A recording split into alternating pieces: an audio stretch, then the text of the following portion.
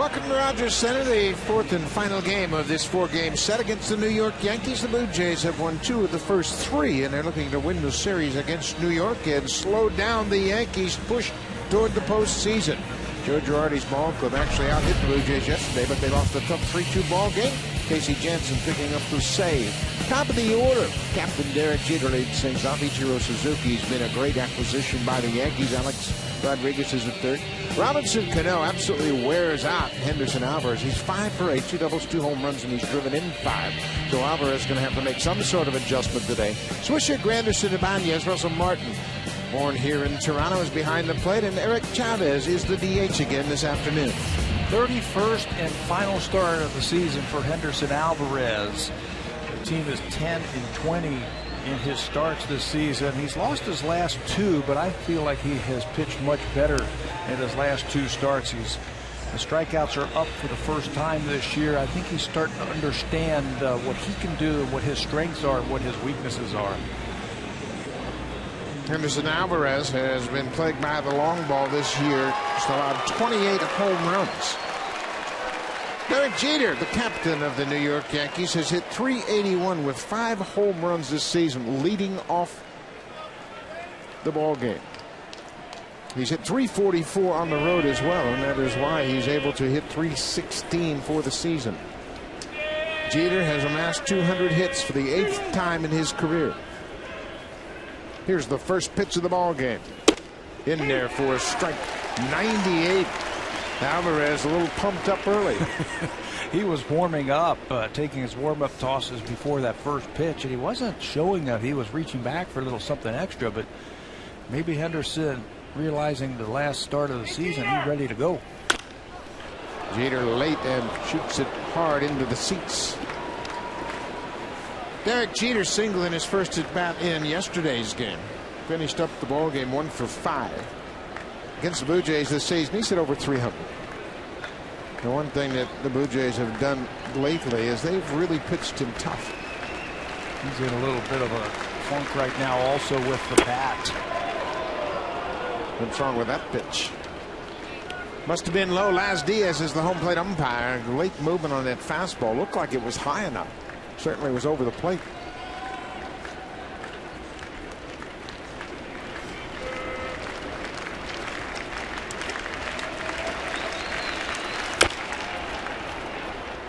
Well, Jeter did all he could to get on top of that sinking fastball, and he stays alive, fouls it off.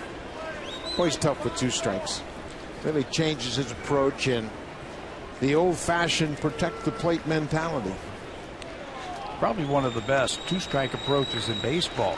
Not afraid to let that ball travel very deep and punch the ball to right field like that. And I think that's why the defense has to really shift over now. Take a couple of steps towards that right field line because he's trying to go that other way. Watch the inside out swing from Jeter. Throws the hands forward, the bat trails, and that's all to track the ball just a little bit longer. Well, you can see the defense is shifted around toward right.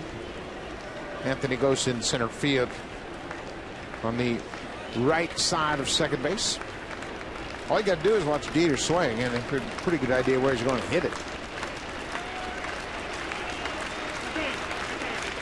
Well, this is where a third pitch or a strikeout pitch for Henderson Alvarez will go a long way for him.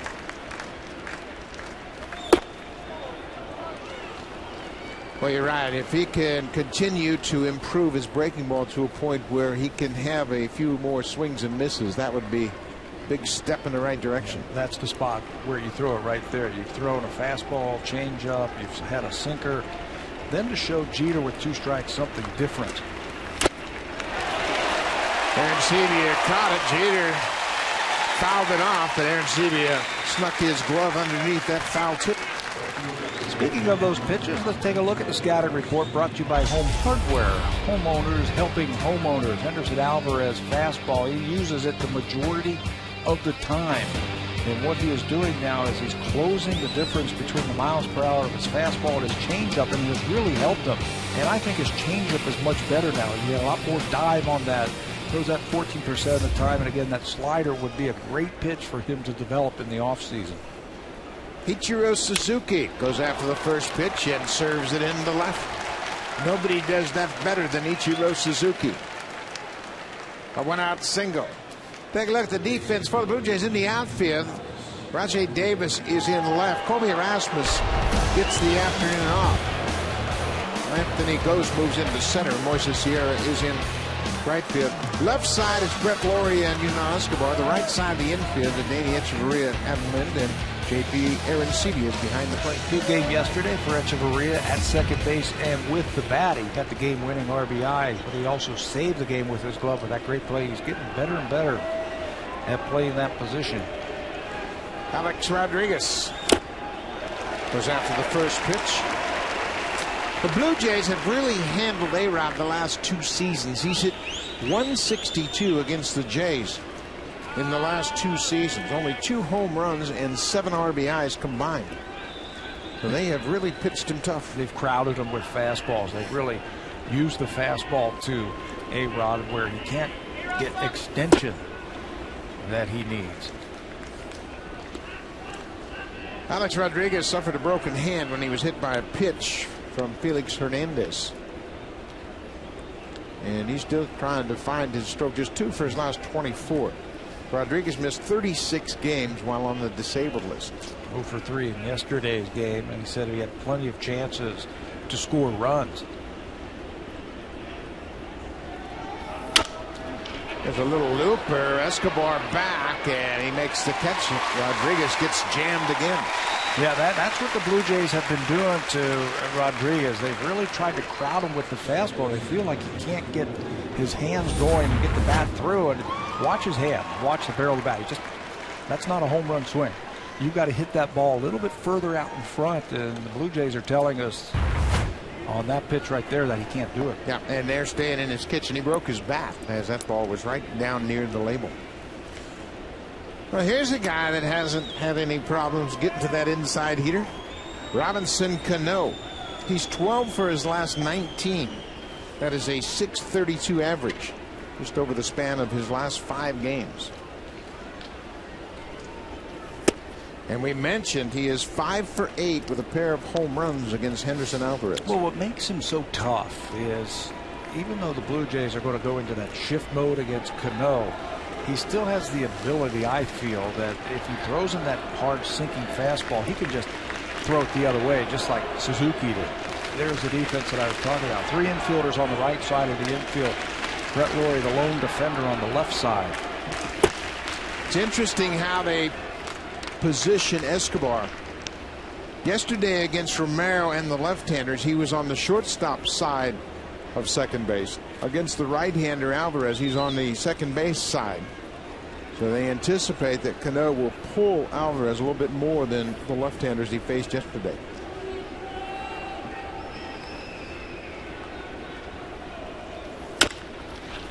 Hits this on the ground. Big hop for Echeverria. Henderson Alvarez is through the first. Top of the order for the Blue Jays. Brett Lawrie. Rajay Davis swinging a hot bat. 3 more hits yesterday. And Edwin Encarnacion.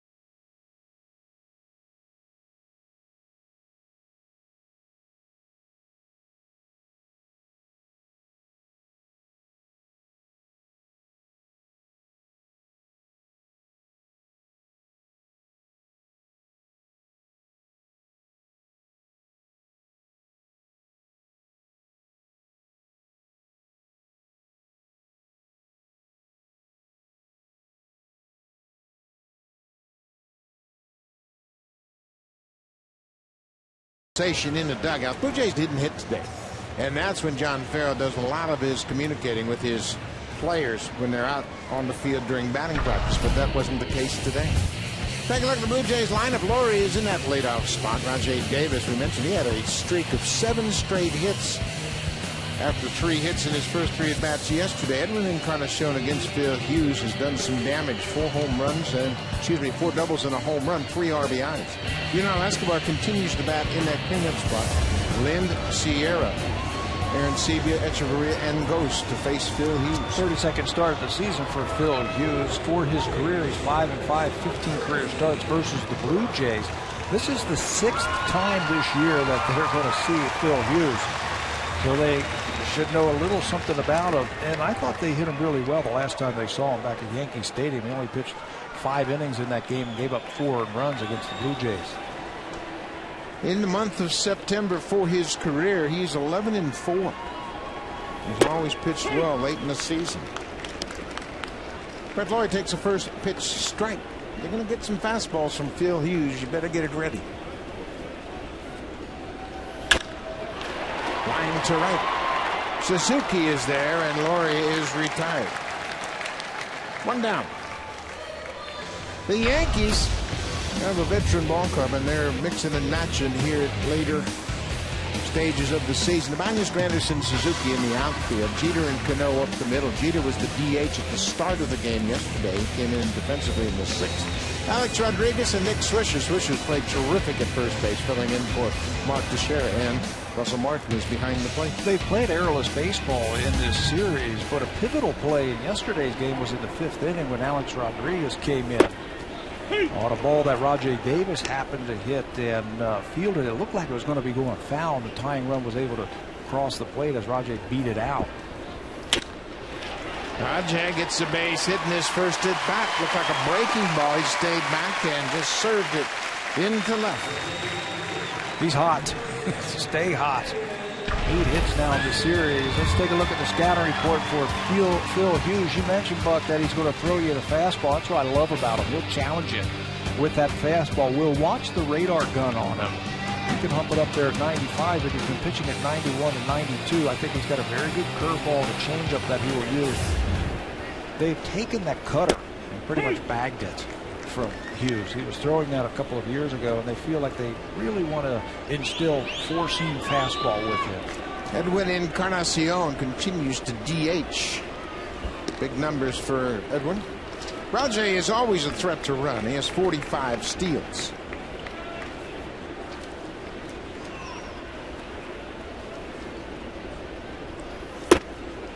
We mentioned Encarnacion, his good numbers against Phil Hughes. He's 9 for 25 with a home run. His last 11 games, he's at over 300.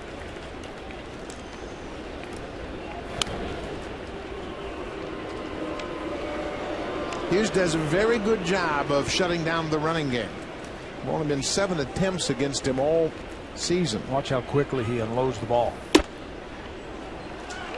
Whoa. Paz Diaz has a very conservative strike zone. We saw that with Alvarez on the mound. You can see Diaz already hearing some barking from the Yankees dugout. And the Yankees are ready to bark. Yeah, and they will. They should. A lot riding on this ball game right here. Well, when you really think about it, the Yankee season could be over in 4 days. They could be out of the playoff picture.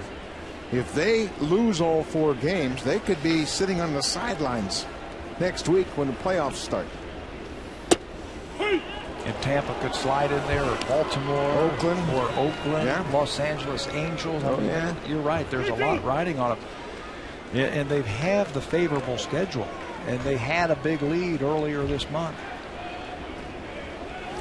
3-2, 1 out. There goes Davis. It's ball 4. Davis with a 1-out single, and Encarnacion with the walk. Now Yunel Escobar will step to the plate. Escobar's had success against Phil Hughes. He's 5 for 13. There's a lot of players that have had success. Phil Hughes in his career, 22 appearances, 15 starts, and his ERA against the Blue Jays almost 5. Again, fastball hitting team, the Toronto Blue Jays, and Phil Hughes is a fastball pitcher. Escobar batting .252 for the season.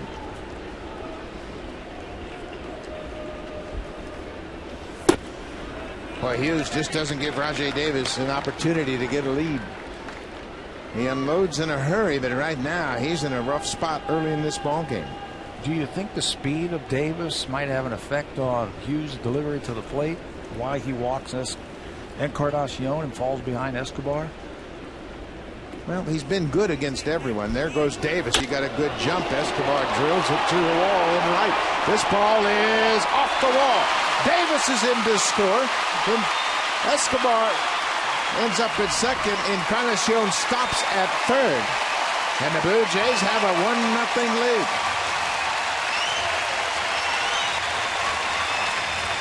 Well, you might get more fastballs if you got some speed on the bases. That's what Escobar looks like he hit, and he put a charge into that ball to right center field.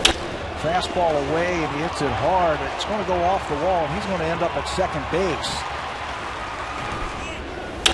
And Encarnacion came around from first. He was thinking about scoring on this play. The Blue Jays will only pick up one as the Yankees do a good job of getting the ball back in very quickly.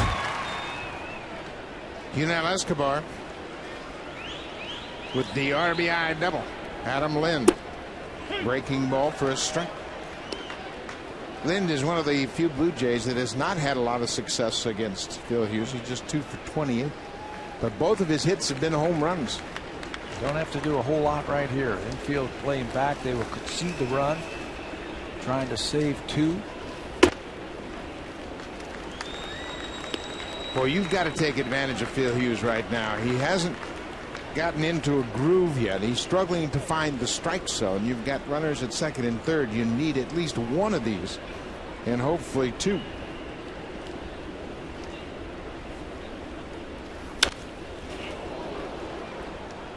That was a pitch for him to hit right there. Phil Hughes has had his trouble in this ballpark.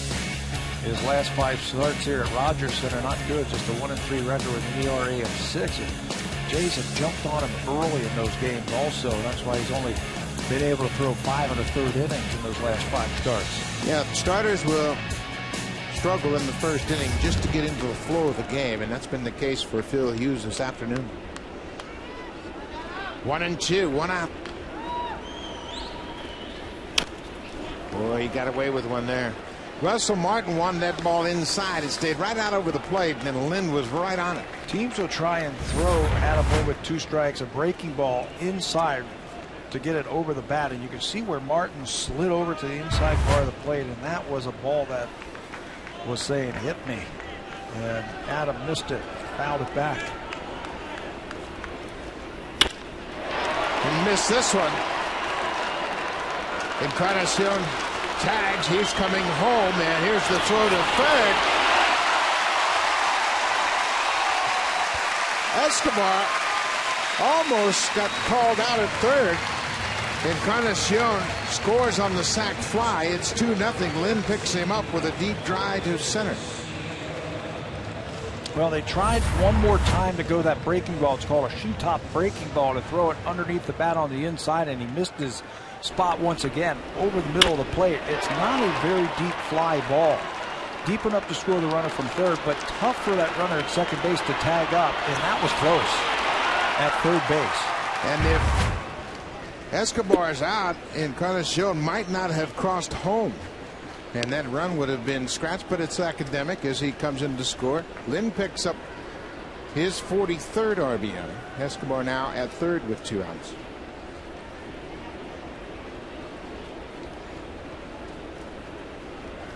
You know, it's that old baseball saying, don't make the first or third out over at third base. You're already in scoring position.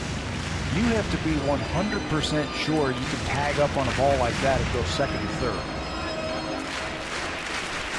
Ball wasn't very deep into center field, and it's really not a play that you want to gamble on. Take a look at the plays at third. Now watch where Escobar is sliding into third. Encarnacion had not touched home plate yet. when he is waved safe, but he beat the throw, and of course the run stands up. Sierra now 3-1.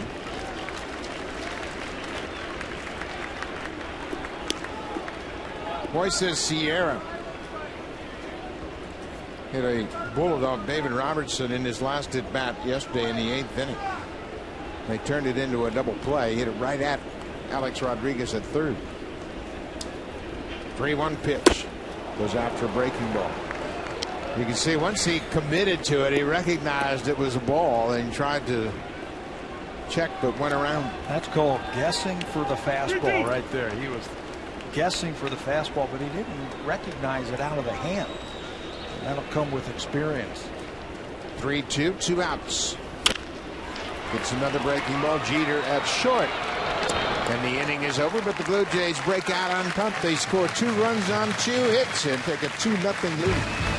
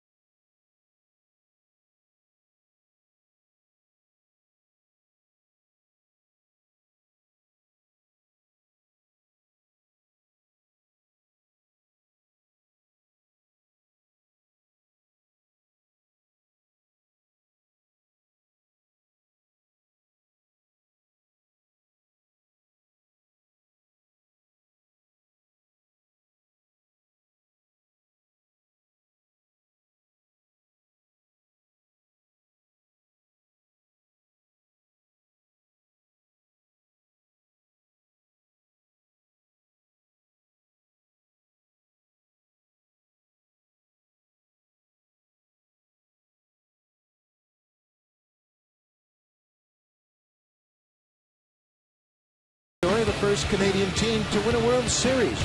It's on tonight at 8 p.m. on Sportsnet. We capture all the great moments of that 92 season, the World Series. They win their first World Series against the Atlanta Braves down in Atlanta. Mike Timlin tossed to Joe Carter, and it was in the books. And Pat Fabra got his hat knocked off again. I get to watch it again tonight. Great time in the history of this great franchise, 92-93, but the 92 documentary will be on tonight at 8 p.m. Nick Swisher bends back from an inside heater. Swisher, again with 20 home runs. He's one of just 3 players in the American League to hit 20 or more home runs in his last 8 seasons. He joins Paul Konerko and David Ortiz with that distinction. And he's been a hot hitter in September. And September has generally been his toughest month in his career. And he's a player that gets overlooked, but not by baseball people. Baseball people know that this guy can play. And he brings an energy to the ballpark every single day. He has helped the team in the outfield, and he's played great first base since Teixeira's gone down. And then those great numbers you were just talking about. Yeah, consistency. 20 home runs for the last 8 seasons. And think about it, there's only been 3 American leaguers that have done it. He's hit 3 grand slams this year. And he's swinging the bat well on this road trip. He's 7 for 21. There's a couple of home runs. He's got 4 games to try and set a career high in RBIs. He's 3 away from that. He's not going to get one here. Well, the Yankees are a little concerned about the strike zone of Laz Diaz, and you can see by Swisher's reaction that he wasn't necessarily convinced that was a strike. But the only man that matters is Laz Diaz, the home plate umpire, and he rings him up. It was certainly high enough. Yeah, thigh high. That must be He must have thought that that ball was in, but it was that comeback fastball.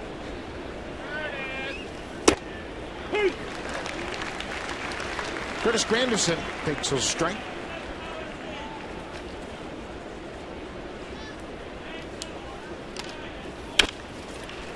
Granderson gets jammed. Echeverria throws out Granderson. 2 quick outs in the second. The last time the Blue Jays were in New York, Henderson Alvarez pitched, and we talked to some of the coaches after that game, and they were really complimenting Henderson Alvarez in the way that he has pitched. In that game, he showed a very good fastball and an excellent changeup. Made that start against Andy Pettit in game 1 of the doubleheader they played in New York. He gave up 3 runs in the first and then really settled down. 7 strikeouts in that game, which was a career high. 7 innings also, and he showed a very good changeup. Raul Ibanez, the left fielder. 2-0. Ibanez didn't start in the game yesterday. Came on as a pinch hitter in the 5th as Joe Girardi used a lot of his bench. There's that swing back fastball. That 2-seamer that runs right over the inside corner. His at bat was a big at bat in yesterday's ball game. Raul Ibanez. Runners at first and third and just 1 out. Sean Hill was pitching and they were able to get a double play off the bat of Ibanez to end the inning. Sean Hill picked up the win in that game. 3 great innings of relief. His first win since 2010. It's been a whirlwind September for him. He was in Germany with Team Canada in the World Baseball Classic qualifying tournament. Gets the call from the Jays, and why don't you come up and join us, and picks up a win. He got that 3-6-3 double play off the bat of Ibanez to get him out of the inning and keep that score right there yesterday. It was a big at bat. Echeverria has that ball skip past him. We saw that yesterday on a ball hit by Nick Swisher. And this one goes into center. Base hit for Ibanez. The Blue Jays on Sportsnet. Brought to you by your local independently owned home hardware and building center location. Homeowners helping homeowners.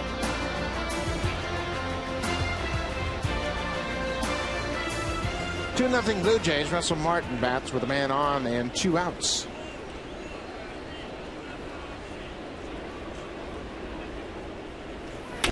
Goes after the first pitch. Martin hit his 20th home run of the season on Friday night. A new career high for Russell. He had 19 home runs and had a 19 homer season with the Dodgers early in his career, but it's the first time he's hit 20. He had a home run cut on that first pitch also. He was sitting on fastball, got it, and fouled it back. He's had a good road trip. This road trip started in Minnesota and ends here in Toronto today.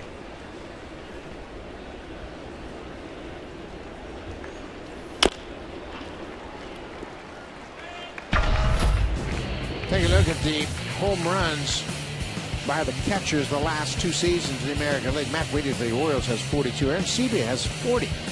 And that includes all that time he missed on the DL. Saltalamacchi with 39 and Russell Martin with 38.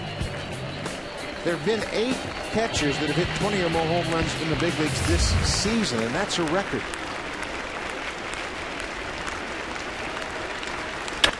On the ground, Echeverria backs up, makes the play, inning is over. The Yankees get a 2-out single and nothing more.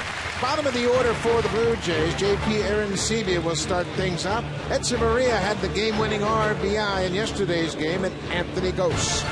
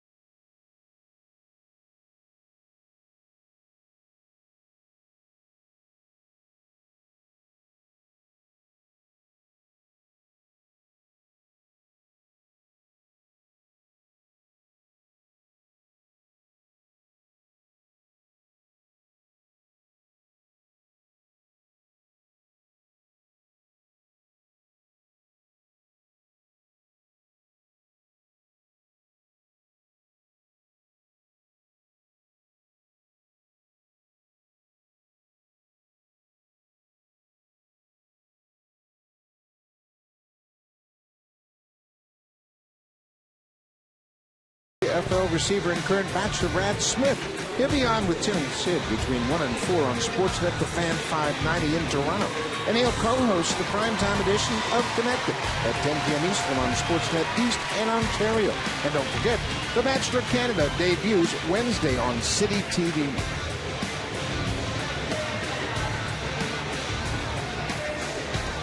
Bottom third of the Blue Jays order. J.P. Arencibia, Adeiny Echeverria, and Anthony Gose against Phil Hughes.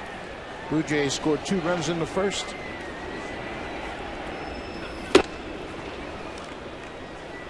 Arencibia with a big cut high fastball. That 92-mile-an-hour fastball. He'll throw a lot of fastballs, but the velocity has been a concern for the pitching coach, Larry Rothschild.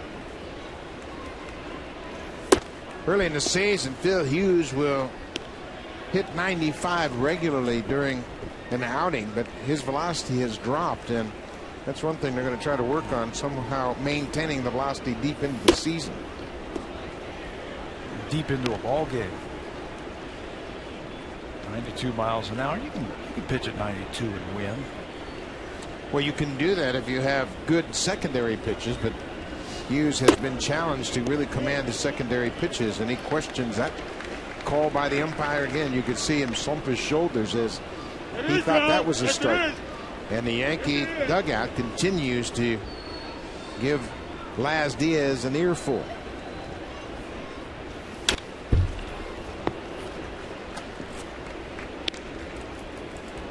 Things are a little tense down there in that Yankee dugout. They have fallen into a tie. At one point, they had a 10-game lead in the American League East.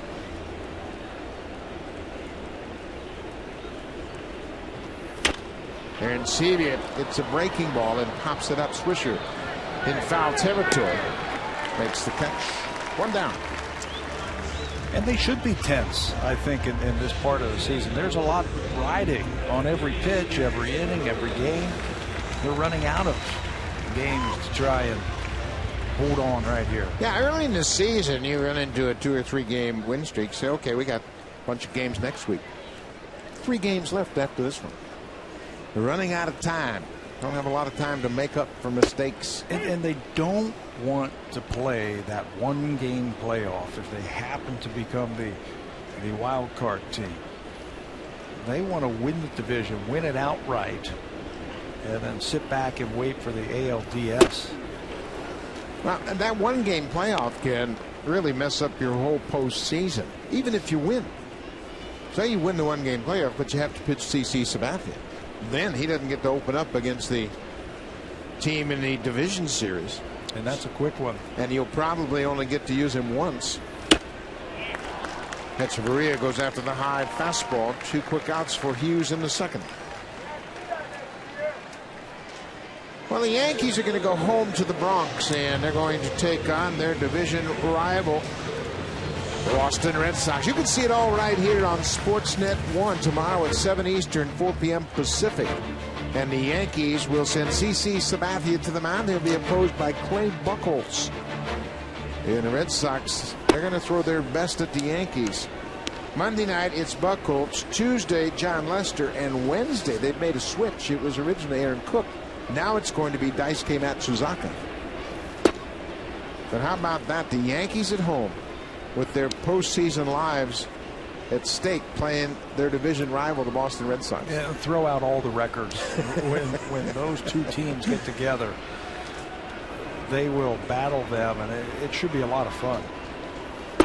Depends on how you describe fun. If you're a baseball fan watching it. If you're a baseball fan watching it, I don't know that the Yankees would say that would be a lot of fun. Yeah, I don't think they think that's fun. They wish they had a 5 or 6 game lead so they could rest their regulars. Anthony Gose takes those strikes. It's now 3-1.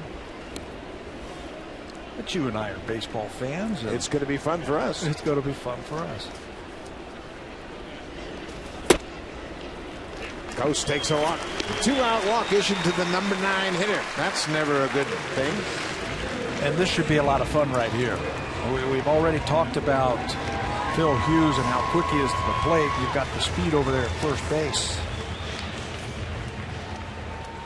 2 outs, Anthony Gose with 15 steals and 18 attempts, but we've already told you Hughes is good. He unloads the ball quickly. That's a base hit. Gose is going to chest the arm of Ibanez, and Ibanez goes to second. Good job by Anthony Gose. There's some good base running.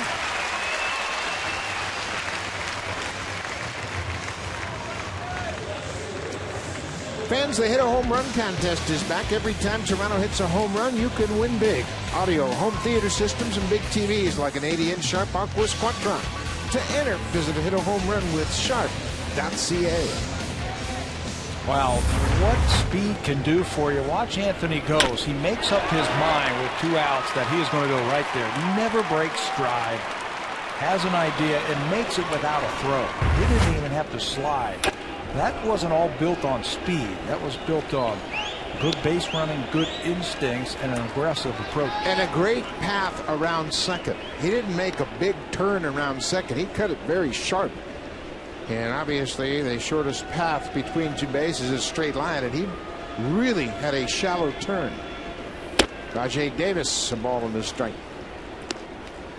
You might wonder why Kobe Rasmus isn't in the lineup today, and that Davis is in left field and Gose is in center. Rasmus is 0 for 9 against Phil Hughes.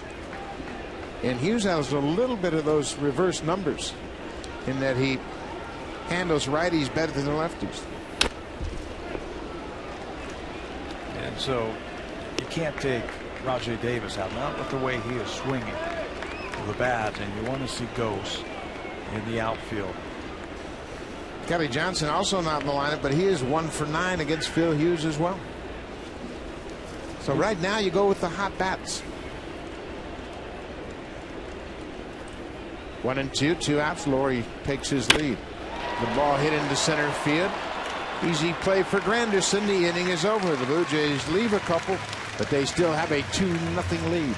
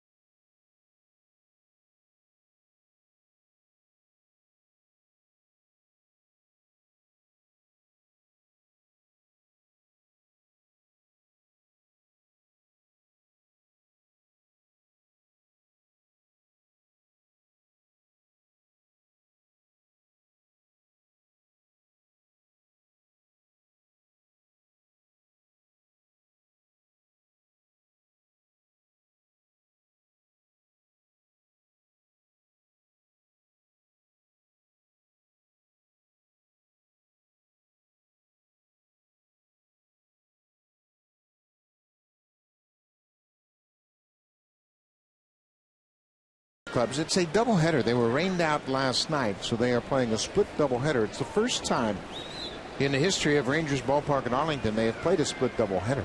But you can see the AL West getting kind of interesting. The Athletics won an extra innings on a home run by Brandon Moss yesterday.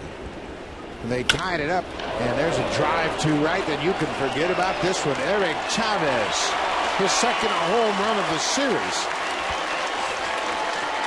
as he jumps on the first pitch from Henderson Alvarez, and Alvarez continues to be plagued by the long ball. That's 29 now he's allowed. That's the problem that he has had this year. Remember the first pitch to Derek Jeter to start the game? You said it was 98 miles an hour. This looked like a BP fastball, 92, and it was like, okay, here I'm just going to throw it over, and he misses his spot, and Chavez is waiting for him. smokes it to right field, right down Broadway with that fastball. At times he loses concentration and misses his spots, and he has paid the price for it. And the ball is shot into right by Jeter. Sierra over makes a nice running catch. And you can see the Yankees are ready to ambush that first pitch as Jeter flies out to right.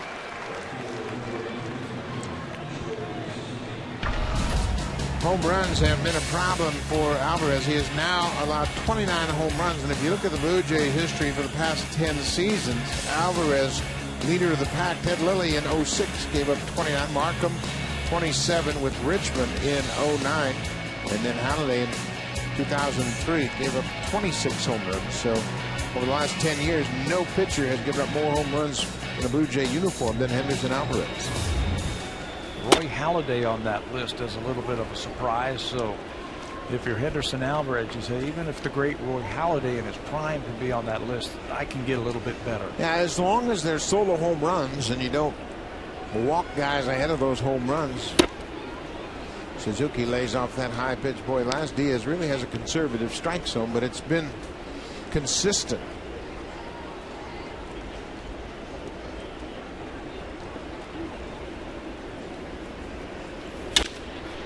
Suzuki hits it right to the second baseman. Echeverria throws him out. 2 down. Nice bounce back after giving up the leadoff home run by Alvarez. I think he said, okay, I've got to concentrate on every pitch. I don't care if it's starting the inning, the middle of the inning, trying to finish off an inning. I've got to give everything I have against the Yankees. Well, all you got to do is look at the numbers on their back. This is Alex Rodriguez, and then you got Derek Jeter, Ichiro. I mean, that's an all-star team. And you better be focused, even the number 9 hitter, Eric Chavez. Yeah, I was going to say, don't you know Eric Chavez? This guy was hitting 30 home runs for forever with the Oakland A's. Well, the Yankees have tied a major league record this season with 9 players hitting 15 or more home runs. And they have one more player that has 14, Andrew Jones. They get Jones to hit a home run, they'll set a new big league record. They are tied with the 2005 Cleveland Indians and the 2005 Texas Rangers. Both potent home run hitting ball clubs. And you can say the same thing about this club right here. When they are hitting home runs, they are a very good team. They did hit with runners in scoring position yesterday, and it really cost them. 2 for 11 in the game yesterday, and they lost a 1-run game. And the Blue Jays kept them in the ballpark. They didn't have a home run.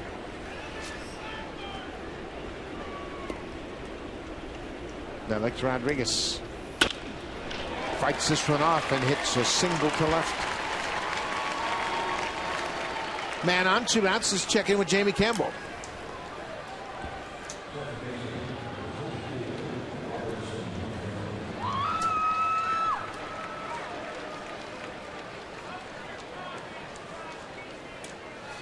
Jim Thome has an RBI as the DH for the Orioles, and Joe Saunders is on the mound, the left-hander. Baltimore's got a lot of momentum. They had 46,000 at the ballpark last night for Brooks Robinson's statue unveiling. And you knew that the Orioles weren't losing last night. Yeah. Too much mojo in that ballpark with Brooks and all those great Oriole alumni in the ballpark. Well, you talk about mojo. Who had the game-winning hit for him last night also? Manny Machado happened to be a third baseman. He made a defensive play that looked Brooks Robinson-ish in last night's game, turning over a double play. Yeah, Brooks, now 75 years old, got the fans all fired up during his acceptance speech when he said, how about those Orioles? Great atmosphere. They had Frank Robinson there, Cal Ripken Jr., Jim Palmer, Earl Weaver, and Eddie Murray, all who have been honored with statues. And the Orioles are in a flat-footed tie with the Yankees. Yankees trail 2-1. The Orioles lead 3-0. They scored 3 in the first.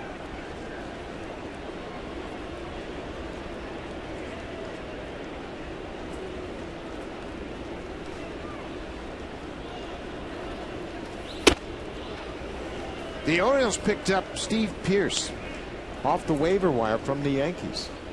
They had him earlier in the season And Buck Showalter said, you know what? We're adding him to our bench. You never know how that might cause a manager to hesitate, knowing we have another veteran bat on the bench.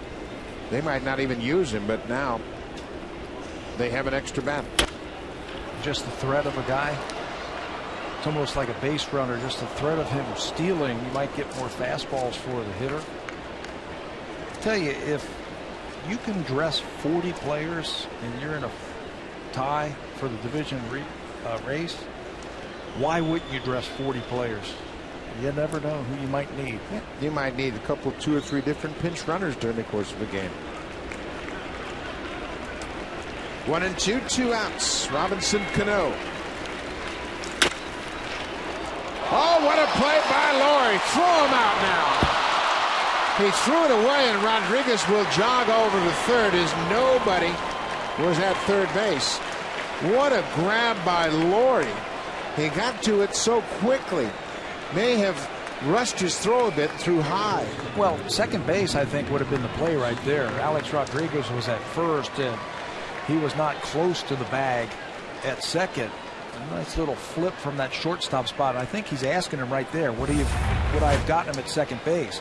He's got the ball right there, so all he has to do is flip it to Escobar, but he comes up firing and overthrows his target.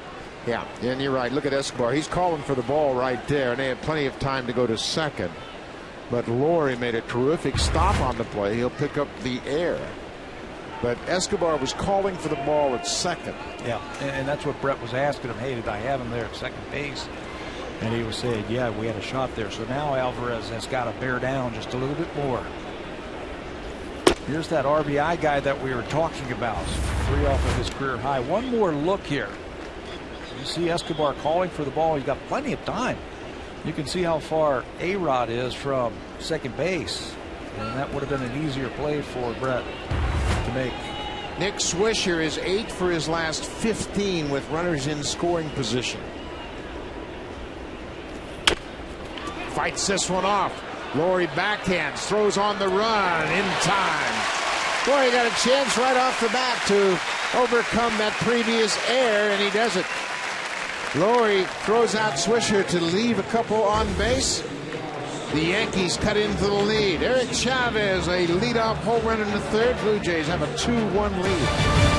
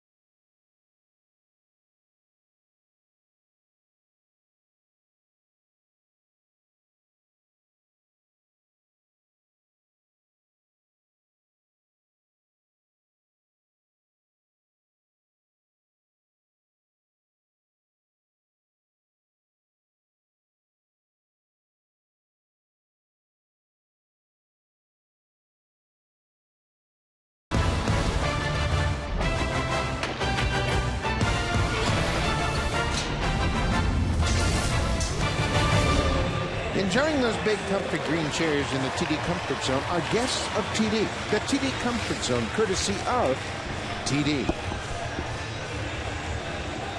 Final Sunday of the regular season. It's T-shirt day.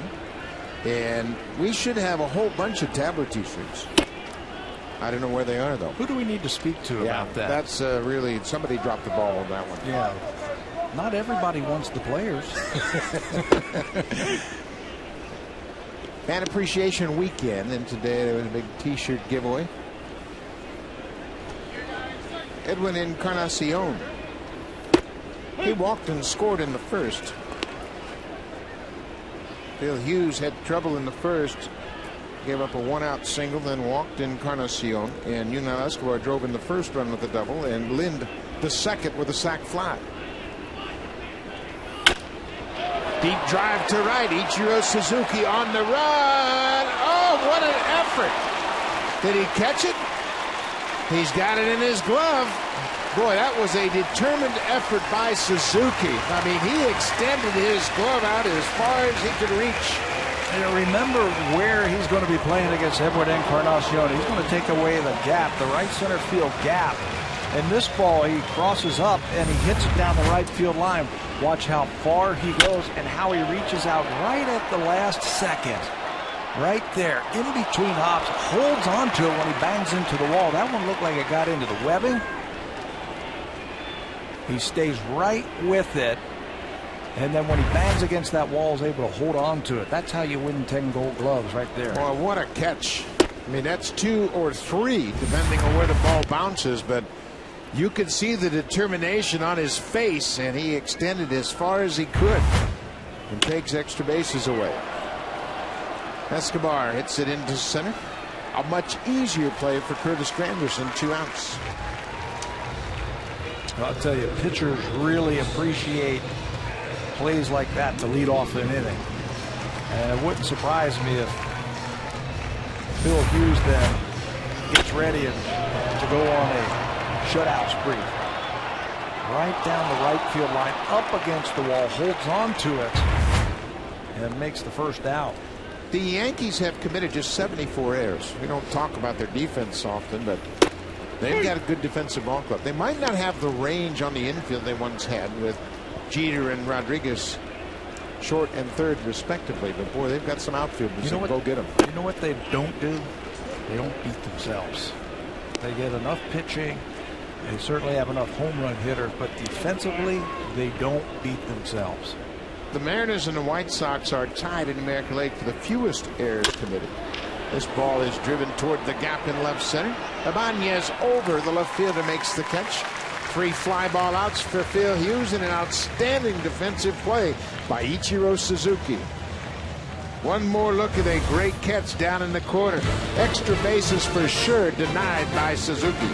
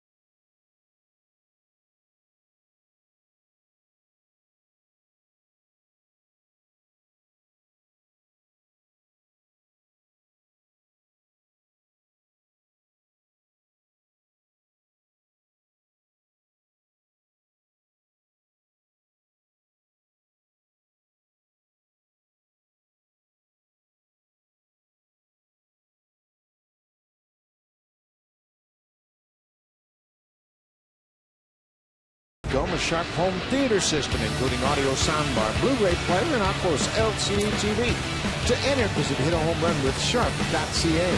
Sharp, big is too small a word for it. Ichiro Suzuki returns to the dugout to receive congratulations for a great defensive play he made starting that bottom half of the third inning. In September, you're going to get a lot of handshakes down there.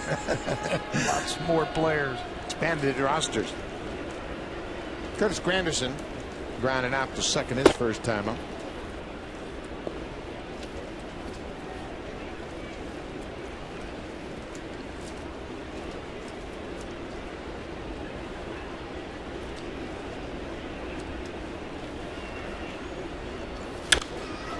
Fouled it back out of play.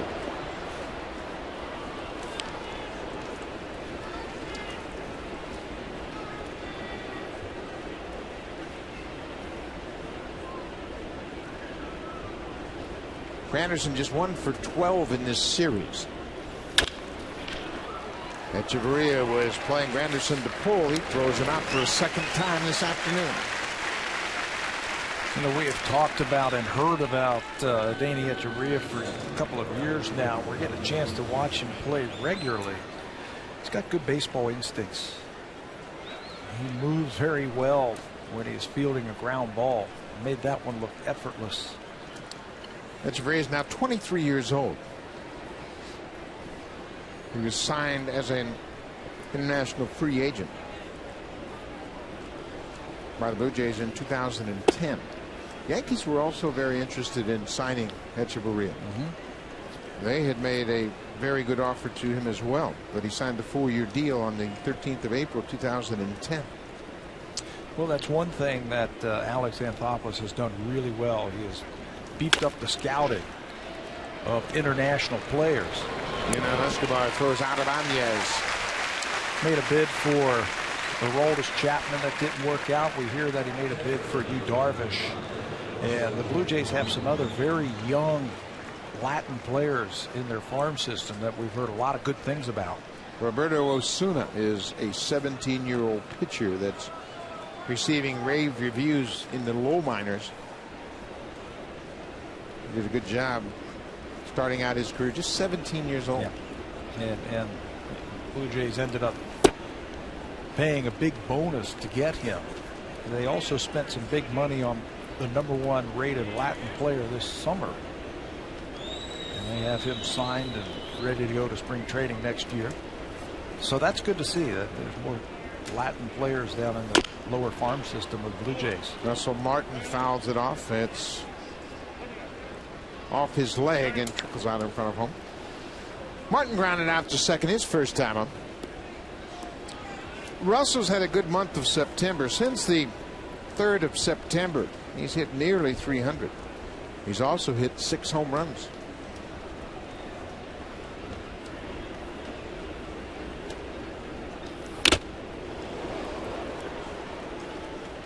That rocked the umpire. Laz Diaz hit him right on a face mask.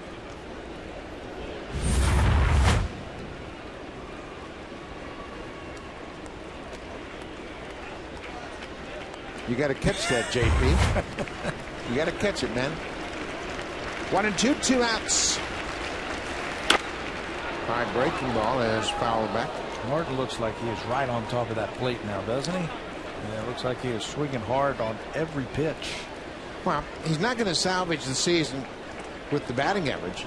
He'll get up there and do some damage, and that's what he looks like he's done. Yeah, that's what it looks like. He's a little closer to the plate, and he's taking a good, healthy cut. Well, that bottom dropped out of that pitch. Martin looking back out to the mound as if to say, what was that? But watch this ball move and sink underneath the bat of Russell Martin. 3 up, 3 down, middle of the 4th. Blue Jays have a 2-1 lead.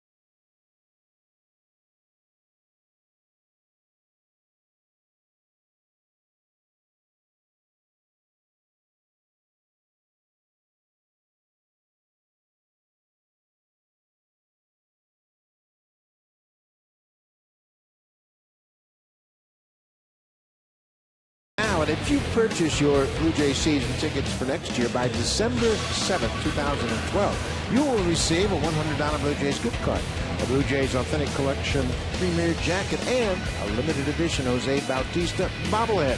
Call the Blue Jays at 416-341-1234. Log on to BlueJays.com and order your Blue Jays season tickets for the 2013 season. Phil Hughes misses with the breaking ball to Moises Sierra. Sierra grounded out to end the first inning. He left a runner at third. It was after a high fastball. Can Phil Hughes pitching 91-92, but not in the mid-90s where he was at the start of the season. If you make a mistake at 95, chances are you can get away with it. That's not the case at 91-92. He can pitch at 91-92 certainly, as long as he keeps it out of the middle of the plate and keeps it on the corners. He's an extreme fly ball pitcher, and if you even shave off 2 or 3 miles per hour and not make a good pitch, you're going to give up your share of home runs. Yeah, we mentioned that Alvarez has now given up 29 home runs. Phil Hughes has given up 34 home runs. Extreme fly ball pitcher, and if he makes his pitch, yeah, he can certainly pitch there. But he has to be able to get it on the corner. And so far in this game today, he's having trouble getting his breaking ball over consistently. Yeah, and it's not unusual. He's thrown a career high in innings coming into this game. He had 186 2/3.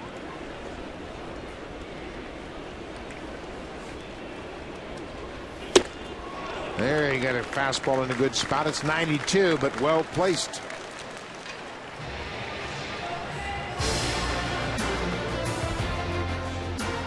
The all-new 2012 Honda CR-V.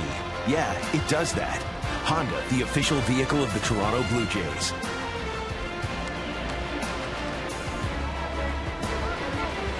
One out, bottom of the fourth. Blue Jays holding on to a 2-1 lead. Fastball as Aaron Sebia looks at the fastball on the outside corner. One thing that Hughes does very well, he wins after a Yankee loss. He has made 30 starts after a Yankees loss, and he has an 18-8 record. I mean, that's what you want. You want that rotation to stop any extended losing streaks, and Phil Hughes does a good job. There's a little looper down the right field line, and it slices into foul territory.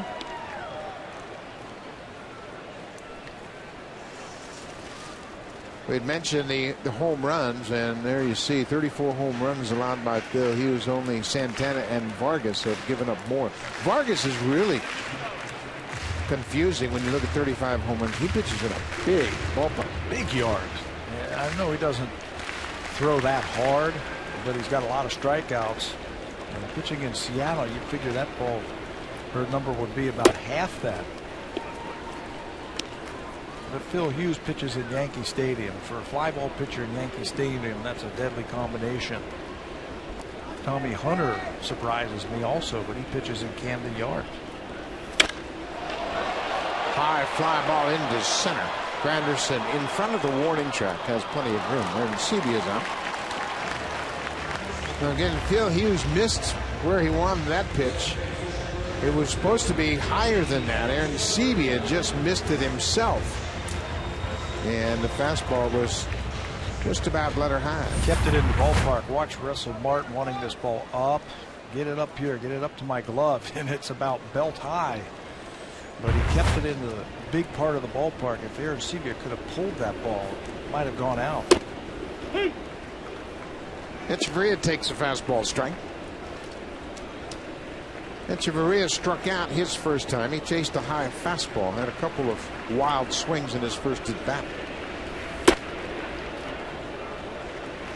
He was trying to get him to chase again. Madaney had a great at bat yesterday against Jabba Chamberlain.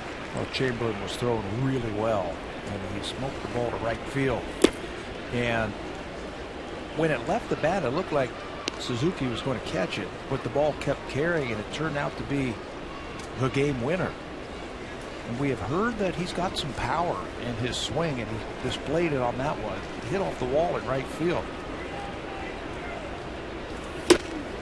There's that high fastball. That's the one that Echeverria is going to have to lay off of. It's a borderline strike upstairs, but you certainly don't want to chase it before you get 2 strikes. I think the Yankees do it better than anybody in baseball. When young players come up, they challenge them with fastballs and see if they can hit them upstairs with those fastballs. Full count. Echeverria has only 112 at bats, so there's not an awful lot of information for big league defenders. Chases that high fastball again. Phil Hughes stayed right with it. Strikes out 2 in the inning. We've played 4, 2-1 Blue Jays. Now it's time for a Blue Jays Central update. Here's Jamie Campbell and Greg Zahn in the Blackberry broadcast studio.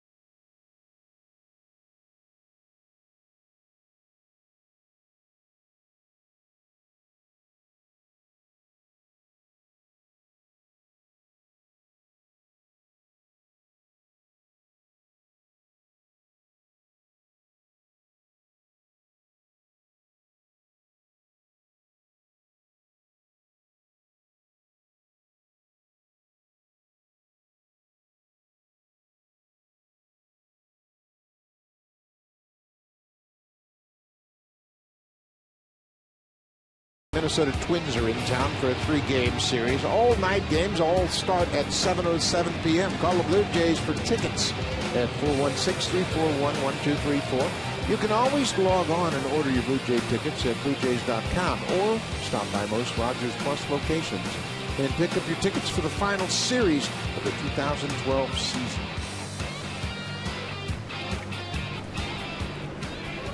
Minnesota trying to play spoiler. They're playing the Detroit Tigers. Tigers will finish up their series in Minneapolis today and then head to Kansas City.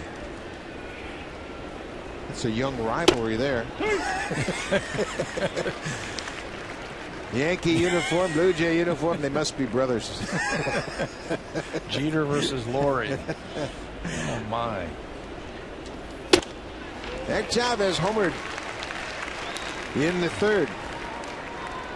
His 16th home run of the season.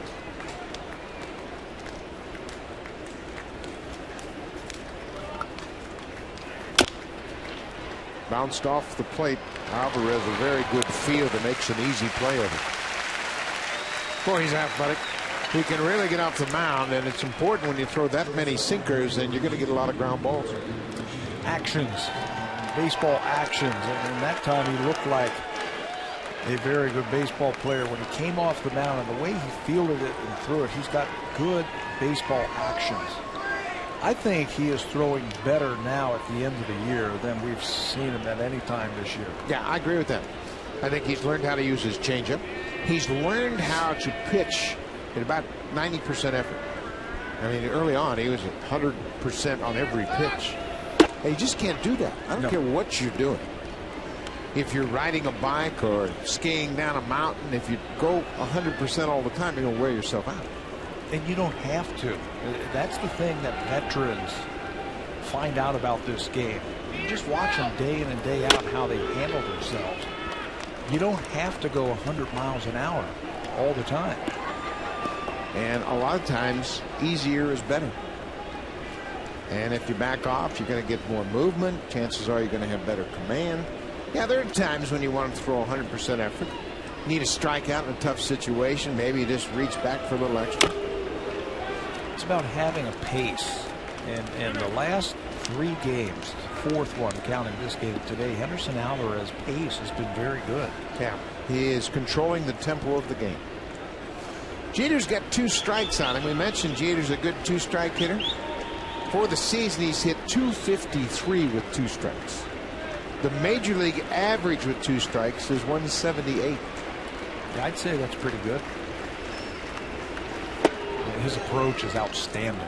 For a right-handed hitter, it's outstanding with 2 strikes. Hey, it's always good. You know you can get some peace with some cookies. Yankee fans and Blue Jay fans can get along when they split a cookie. 2-2, 1 out. Jeter, another 2-strike base hit. He's aboard with 1 out.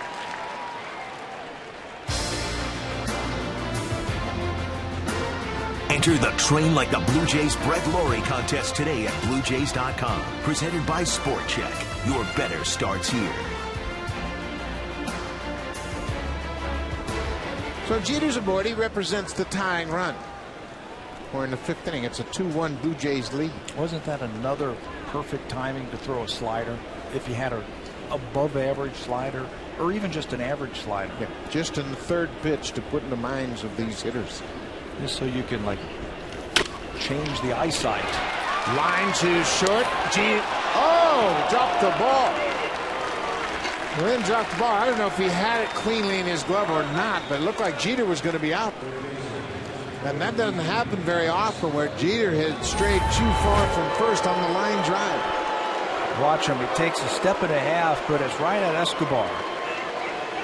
And I think if he catches that, he's out. Escobar with that great arm. And for some reason, it pops out. Lindy's right there. He reaches around and just drops it. Yeah, I think you're right. I think Jeter's out if he catches it. But now there are 2 outs on Alex Rodriguez.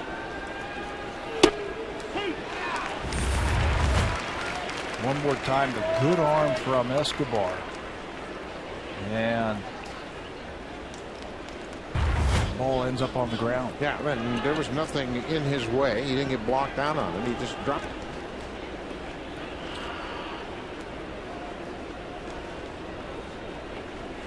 Alex Rodriguez 1 for 2 with a single.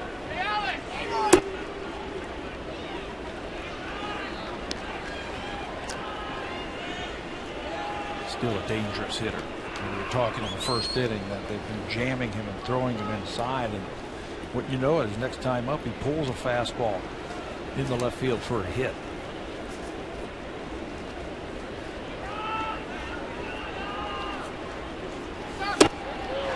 Good spot down and away. I don't care how hot you are, how cold you are. That's a tough pitch to hit. Yeah, and I don't care who it is. It is tough to get a little elevation on that ball when it's down and away like that. Now here's the perfect count. 1 and 2, 2 outs. You get that chased slider. But he hasn't refined it to the point where he can throw it. And you don't want to get beat by your 3rd pitch. Line to Escobar. Rodriguez sounded like he hit it off the end of the bat. He broke his back for a 2nd time this afternoon. Blue Jays have a 2-1 lead.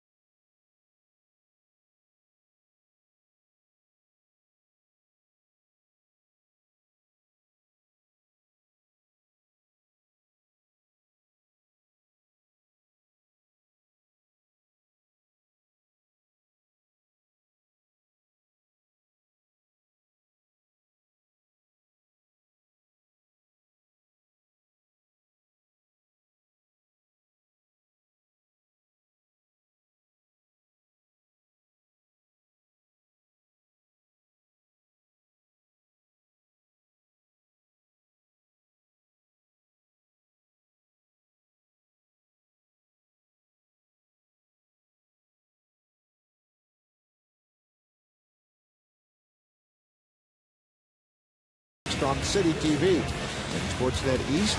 And then later on, the Oakland Raiders and Peyton Manning's Denver Broncos will be on City TV, Pacific West in Ontario. Lots of football action all afternoon right here on Sportsnet.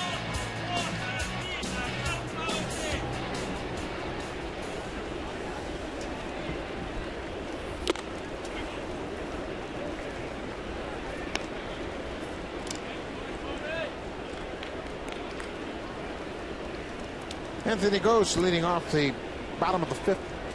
The Blue Jays would be well advised to score a few more runs. And there's a good start. Anthony Gose hits one off the pitcher. Phil Hughes gets himself a leadoff single. The Blue Jays are 12 and 25 in one-run games, and that's where we are right now. Percentages don't go their way. This is a good start, like you said, right off the back leg of Phil Hughes. And I don't care where that ball ricochets.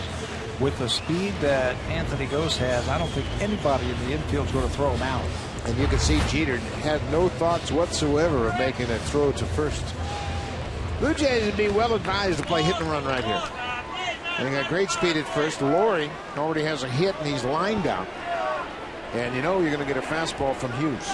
I want to see a straight steal. I want to see this combination. The hit and run was on, and Gose got a good break. You were all over it with the hit and run. Huge hole on the right side. When I've got a weapon like an Anthony Gose, I want to see him steal. You know? Hughes just doesn't give you a chance. That's why I want to see it, because I think he could do it. I think he's got that type of speed and that type of quickness that he can outrun that baseball.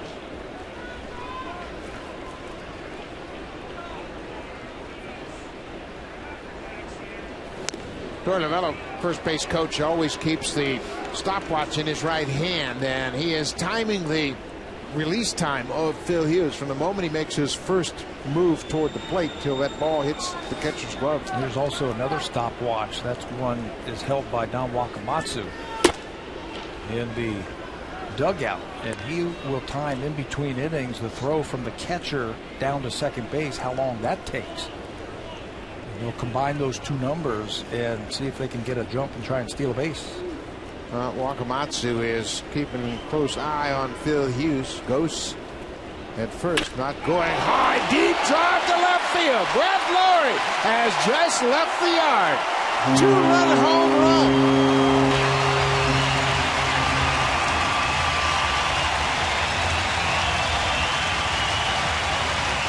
You know, that was a combination that the Blue Jays had the other day when Brett Laurie homered. Anthony Gose on first base, Brett Laurie homered to right field.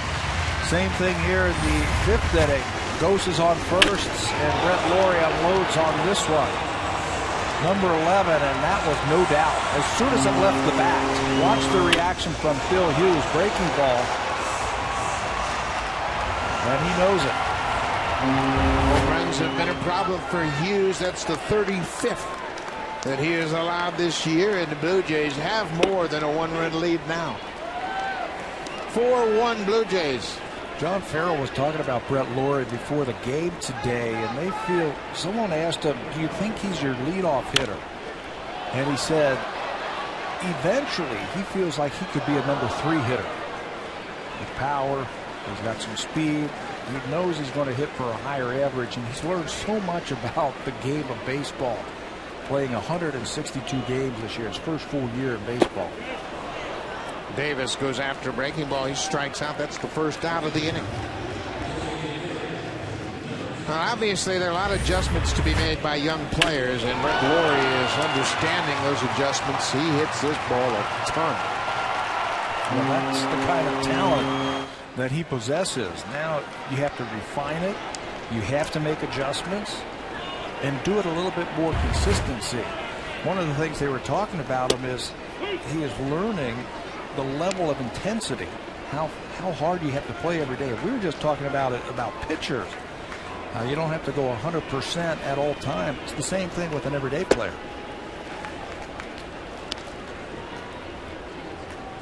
Edwin Encarnacion was robbed of an extra base hit by Ichiro, leading off the third. And Carnacion sliced the ball down the right field corner. And Ichiro made a long run and extended to make a terrific running catch. Broken map. Cano at second. 2 down.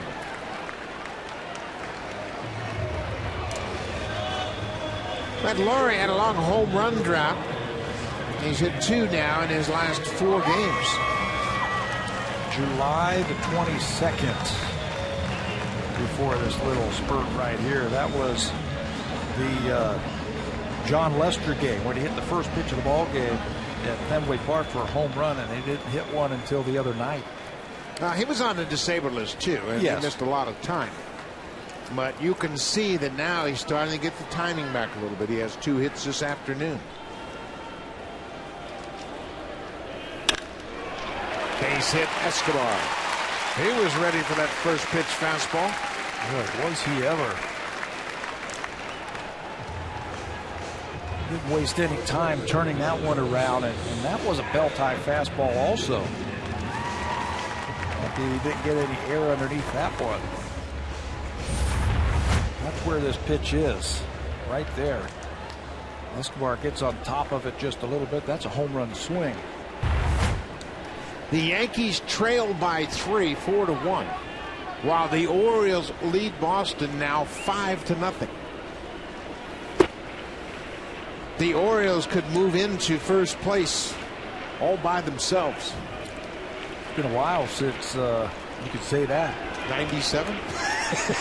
That's a long time. Also, that the Yankees would be out of first place. Yeah, the Yankees have been in first place for over 100 straight days. And they have really had quite a run. But now, after this game, just 3 games left to the season. And you saw Larry Rothschild, the pitching coach. Looked like he was getting ready to check on somebody down in that bullpen. They're still not moving around in the bullpen, so maybe he's just making sure that he had a good phone line. Well, one thing I think the Yankees have going for them, regardless of what happens today, of course they want to win, is they go home and play Boston. Baltimore goes and plays Tampa. And those two could X each other out while the Yankees win. Ibanez is going to run out of room. That ball is into the seats. Well, the Yankees coming into this game, they've been in first place, either tied or alone every day since the start of play on June 12th. A streak of 109 games. So they are used to being atop the American League East. Baltimore and New York are tied, and they were separated by no more than a game from the 3rd of September to today. And according to Elias, the great stats company, that's a streak of 21 straight days. It was the 2nd longest for any first and second place team in a league or division, behind the final 22 days of the 1889 New York Giants. They were ahead of Boston the final 22 days of the season by a game. That's a long time. Well, yeah. I don't remember it, really. But it was before the internet. Today will be day number 22 then, won't yeah. it? Because they won't be separated by more than a game. 2-2, 2 outs. Wow, good cut. He saw that high pitch and just got a piece of it. Brett Boyd, a 2-run home run here in the 5th, has given the Blue Jays a 4-1 lead. Adams had a couple of home runs in his career versus Phil Hughes. Hughes has also got him 11 times via the strikeout. Lind had an RBI with a sac fly in the 1st inning, part of a 2-run 1st inning, and Derek Lowe, the veteran, starts to loosen up for the Yankees. Past Swisher into right. Escobar around second. He's headed to 3rd. Suzuki gets the ball back into Cano, and Lind delivers a 2-out base hit. Nick Swisher has caught everything, hit his way or thrown his way in this series. But he just can't come up with that base hit that time from Adam Lind. He shows very good range over there at first base. And it looked like he was there, but the ball just got underneath his glove. Nick Swisher made an interesting comment after the game last night. He said, you know what? Today is a must-win. And he's right. Look at the pitch that Lind hits. That was right on top of the plate, and he's able to get it past Swisher. Did you see what Swisher was saying to him? He said that the ball stayed down, and this is a tricky surface to play on if you're not used to it. You don't get those true hops like you used to on that spongy carpet. That time it stayed down, got underneath his glove for a base hit. Blue Jays with 2 hits with 2 outs in this inning. They have 4 hits in this inning against Hughes. Sierra fouls it back. Looked like he was looking breaking ball right there and got one. Yeah, that was a good one to hit right there. He just got underneath it.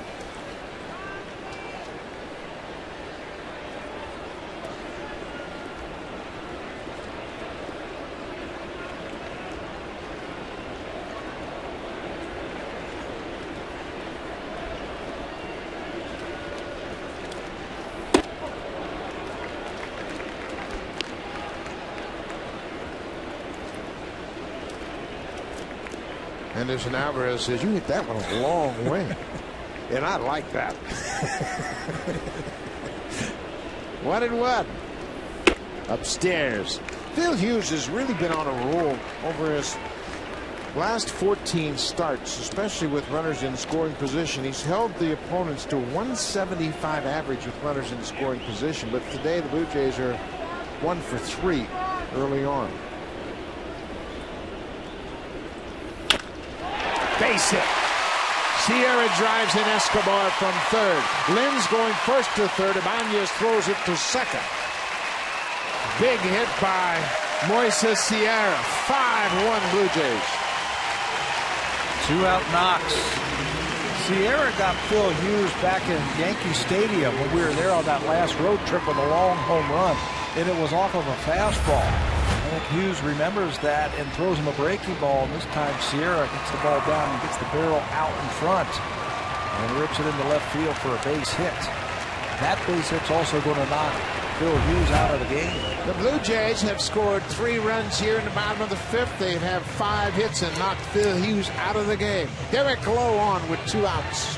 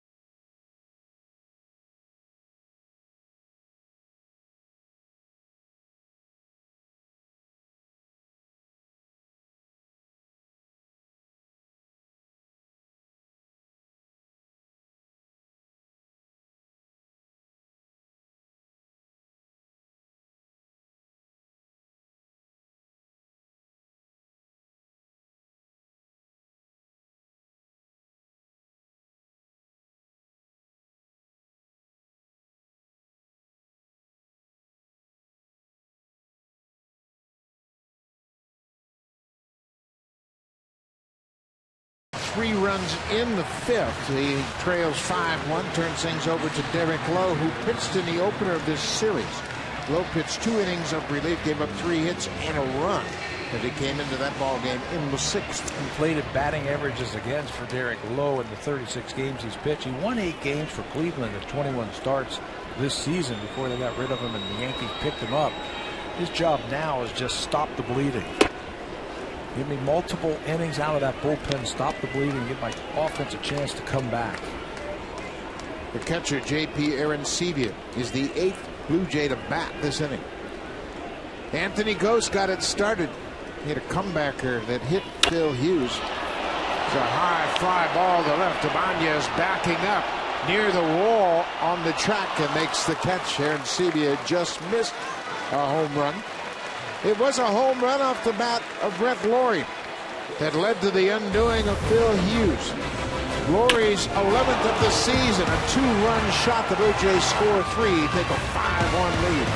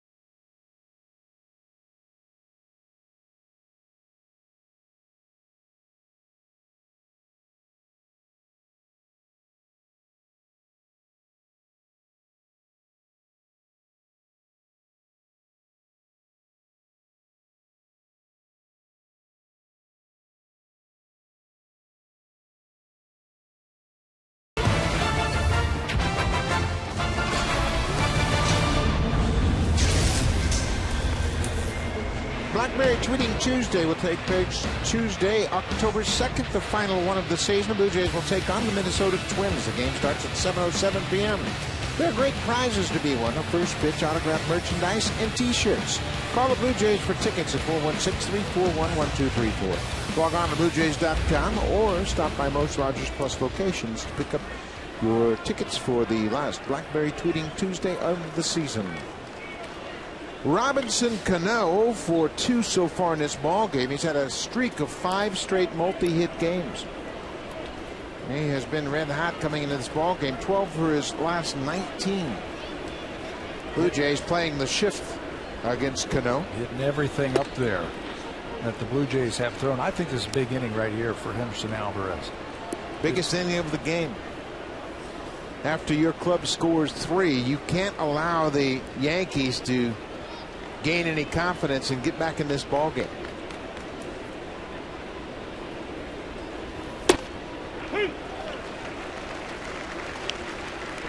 Ball on the strike.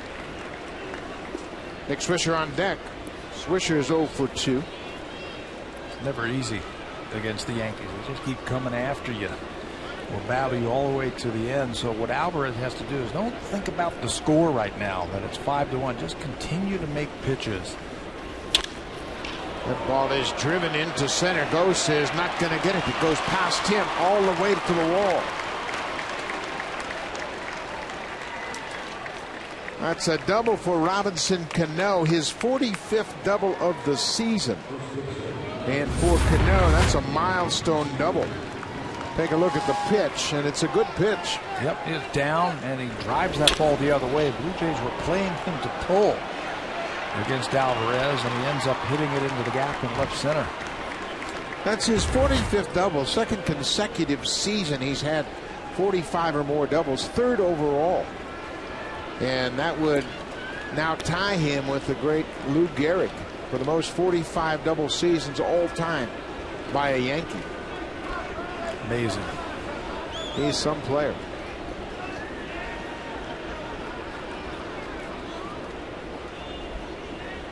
Nick Swisher.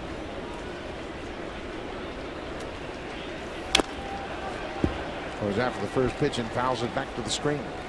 Now Robinson Cano, he is as good as it gets.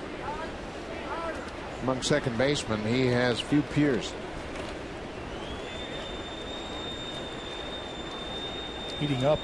He came into this series hitting under 300 on the season, just a tick under 300 at 297. His average now well over 300 with a great series. Well, he can do so many things with the bat. He has coverage. He can hit with power. 45 doubles, 30 home runs, and he's a 300 hitter. I mean, he's everything you want in a hitter. Yep. Hit the ball the other way with authority.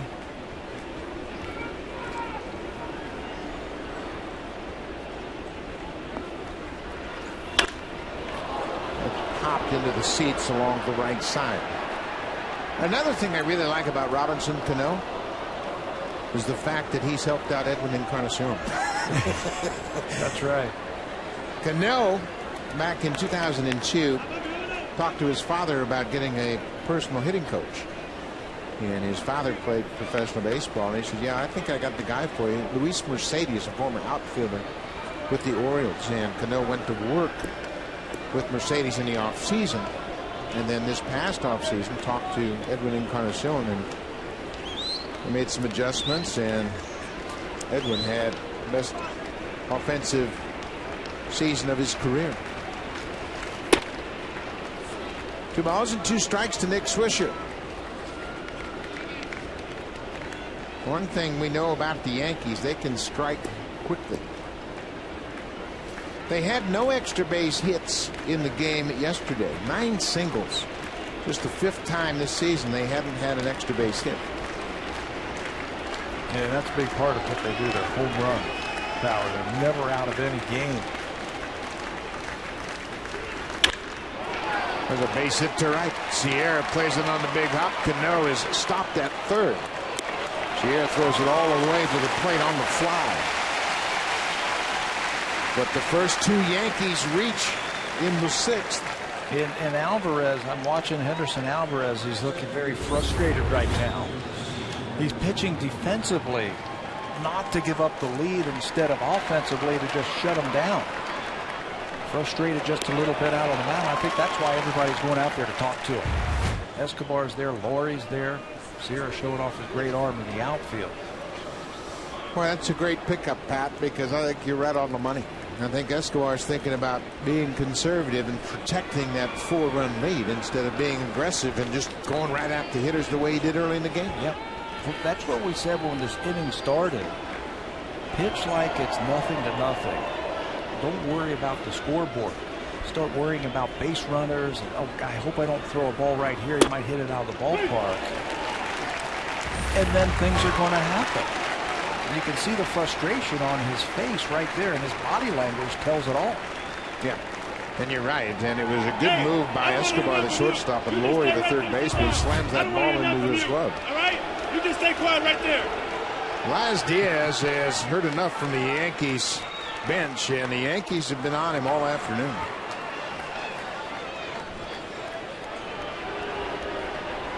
Curtis Granderson behind 0-1. Lays off that high fastball.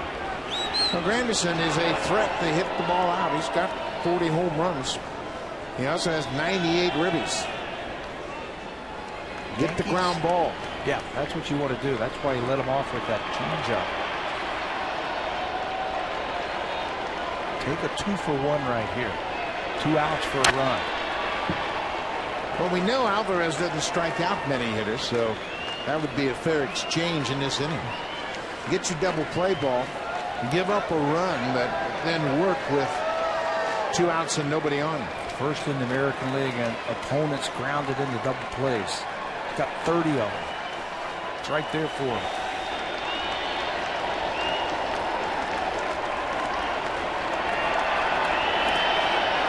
That's going to score a run. That ball gets away from Aaron Sebia, and there goes the possibility of a double play. Cano comes in to score. It's 5-2 Blue Jays. And there was a breaking ball that he hadn't thrown many breaking balls, maybe the first breaking ball, and they pick a bad time to experiment. Yeah, maybe throw it to a right-hander, but not to a left-hander. Alvarez tries a little bit too hard to hold on to that one and go for the strikeout and bounces it. No chance for Aaron Sebia to try and block that one. So a run scores and the double play is taken out. Just got a sense here, you know, after that first hit by Cano, that Emerson has got to get back into his comfort zone. Knocks this ball down, but stays with it. And Granderson is thrown out. He got ahead of himself right there. He was looking at second before he fielded the ball and almost cost himself another base run. You know what we were talking about last inning about slowing down and the pace of the game and everything like that? This is a great example of it right here. Take your time. Look at him. He's looking back at that runner and then almost doesn't get it out. This is where you got to take a deep breath and say everything is going to be fine. Let me just do my thing and it will work. And I think the Blue Jays see the same thing. Yeah, and quickly, Brad Lincoln, the right-hander, Brett Cecil, the left-hander, start to loosen up. One out, Swisher still at second. Labanez takes one in the dirt. See the frustration right there of Alvarez after he let go of that pitch, how he just kind of swiped at the air again. Just take your time. You're okay. You're in the driver's seat.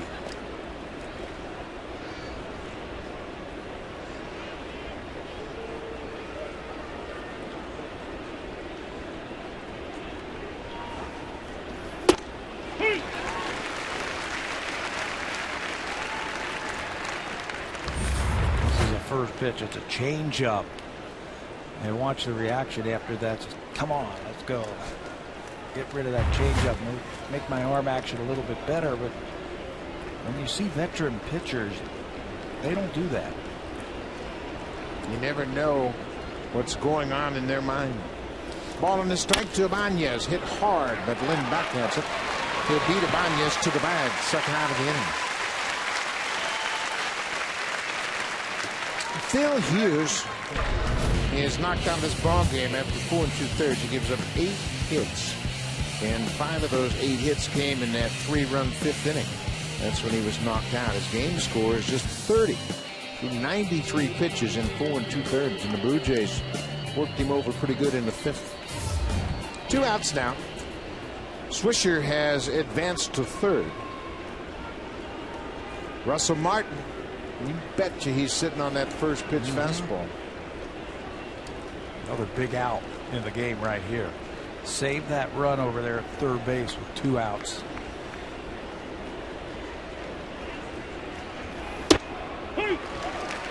Well, he got a first pitch fastball and took one right down the middle. The Yankees, we mentioned the Yankees yesterday in losing 3-2. We're just 2 for 11 with runners in scoring position. So far today, they're 1 for 4, but they've stranded 5.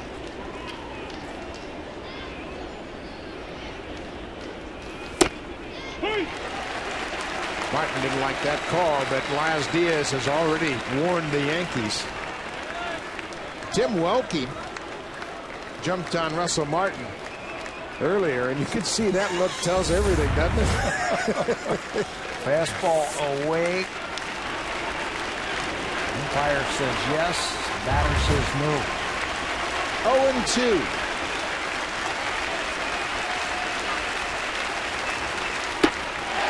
Second out.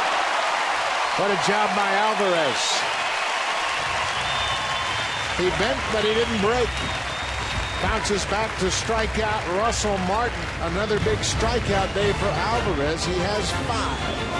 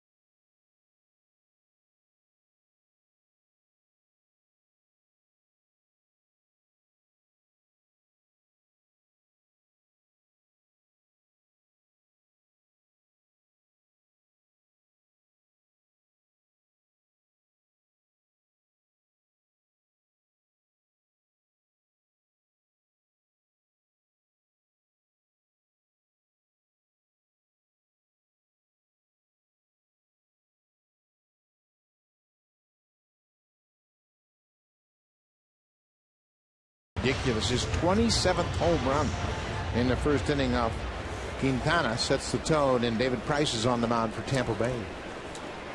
Price is, by many scouts' opinion, the best pitcher in baseball right now. Derek Lowe came into the ball game and got Aaron Seavey to fly out to end the 5th inning. But Danny Echeverria struck out twice against Hughes.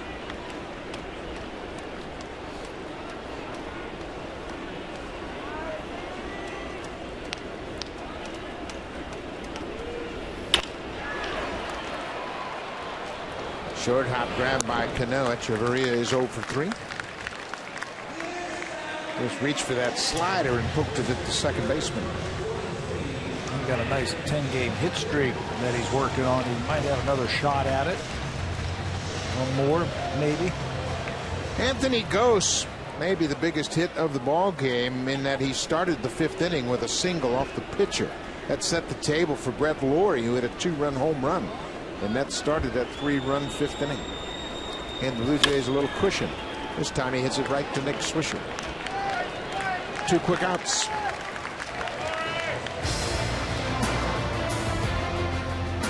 The all-new 2012 Honda CR-V. Yeah, it does that. Honda, the official vehicle of the Toronto Blue Jays. Final Sunday of the regular season here in Rogers Center. Blue Jays have gone over the 2 million mark in attendance. And been a good season. And the attendance has spiked up. The fans were entertained to a great first half of the season, a disappointing second half, and Blue Jays hopefully can hang on to this ball game and give the good crowd a good finish to this Yankees series. Yeah, it's been a good year. They've continued to come out even though they've had a rough second half in the win column. Fans have been shown some, at times, some very exciting baseball with this young group.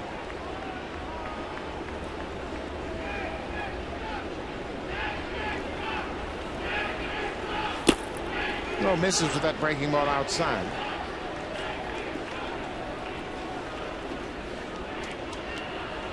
Steve Delabar has now joined Brett Cecil. Earlier it was Brad Lincoln.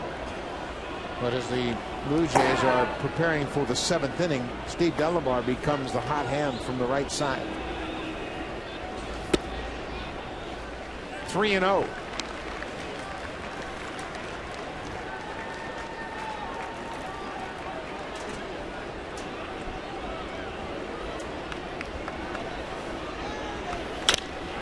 Lawrie swinging at the 3-1 pitch, and there he's thrown out. Good inning for Derek Lowe. 3 ground ball outs. We'll go to the 7th. The Blue Jays have a 5-2 lead. Brett Cecil.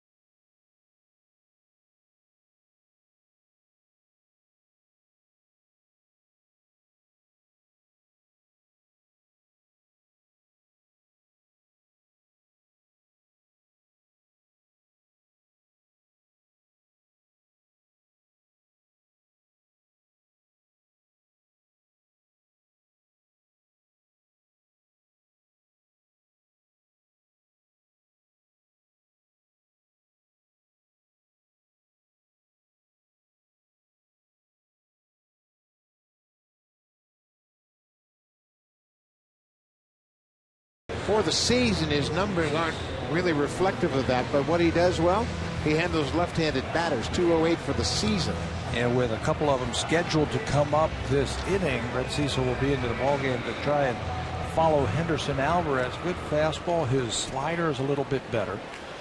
And as soon as he was announced into the ballgame, the Yankees will go to their bench. Yankees are down by 3, and Eric Chavez was the scheduled batter. It'll be Eduardo Nunez coming off the bench to swing the bat.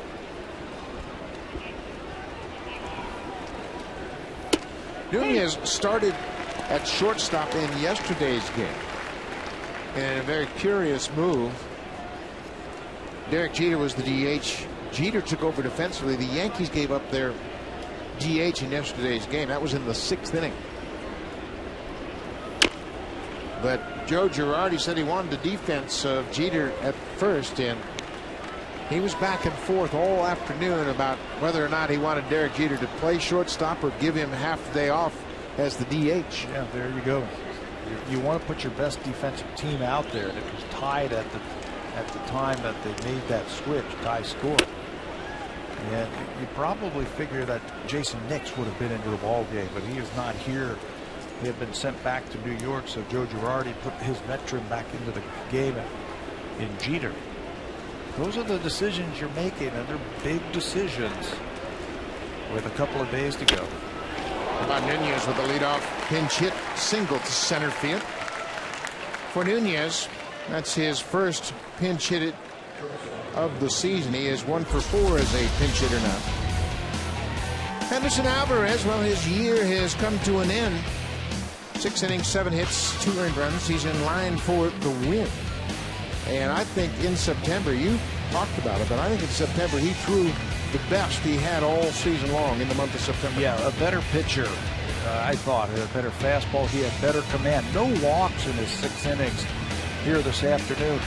Now I think the next step for Henderson Alvarez is try to refine and come up with a third pitch, a slider. If he comes up with that, he'll be a winner in this league. Yeah, I think he'll be fine, and certainly having a season high and a career high in innings, his first full season. He goes 6 innings here today, so he'll finish up with his career high. And Ricky Romero is done. Henderson Alvarez is done. Certainly for Romero, his first bad season, and he had 3 great seasons in a row, and he'd improved each of his first 3 seasons. 2012 was a bit of a step back for him. Alvarez came up last year at the end of the season and really impressed. He pitched very well.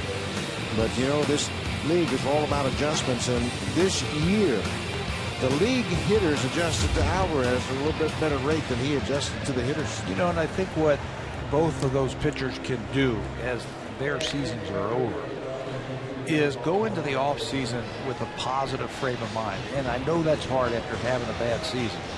But you say, okay, what did I learn about myself, about the league, and how can I improve myself? If you go back there and have a negative attitude or have a bad feeling about yourself, and you don't get off to, you know, a good start in the offseason, I think it'll be rocked and ruined, your offseason. Go in there with a positive attitude, figure out what you did wrong, and then try to fix it. Well, Brett Cecil faced one batter, and the pinch hitter Eduardo Nunez singled off him, and now Steve Delabar comes out of the bullpen, making his 60th appearance of the season. He has been rock solid for the Blue Jays since they acquired him from the Seattle Mariners right at the trade deadline for Eric Thames. He has really become a nice bridge between the starter and the closer.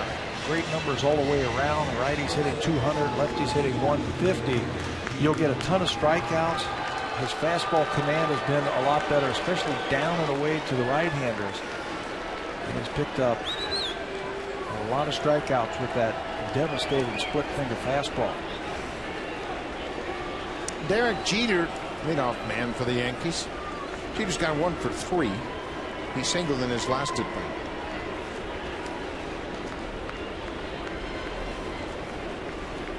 Nunez at first base, nobody out. Yankees trail by 3. Blue Jays trying to win these series. And they've won 2 of the first 3 games and have the lead in the 7th.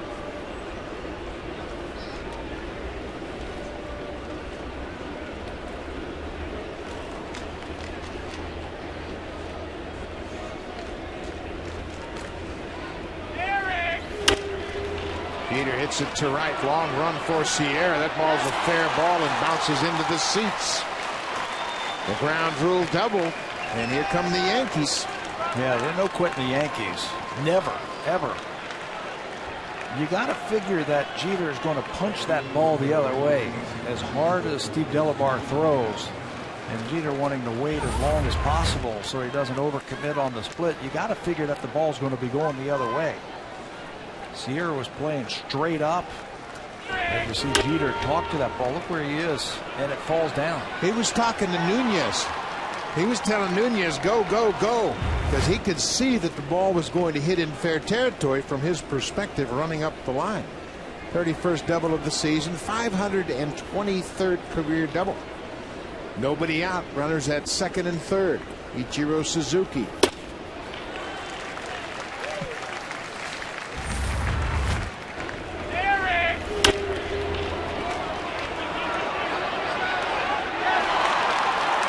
Jeter knew that was going to be a fair ball. Wasn't sure it was going to bounce into the seats.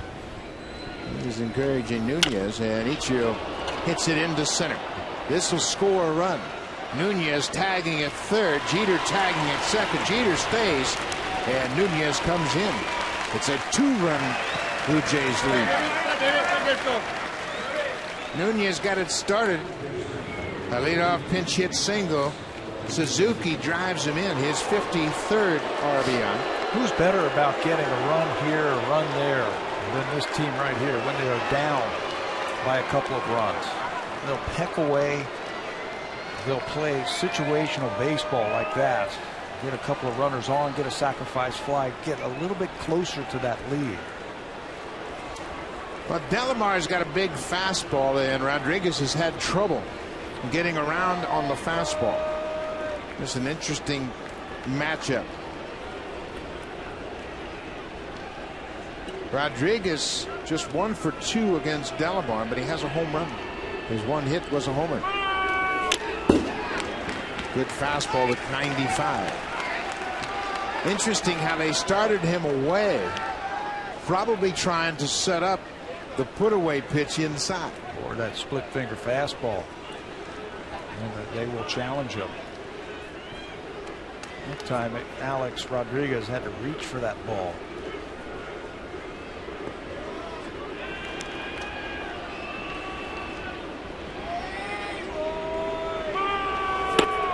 There's that splitter on the outer half, and Delamar's ahead 0-2.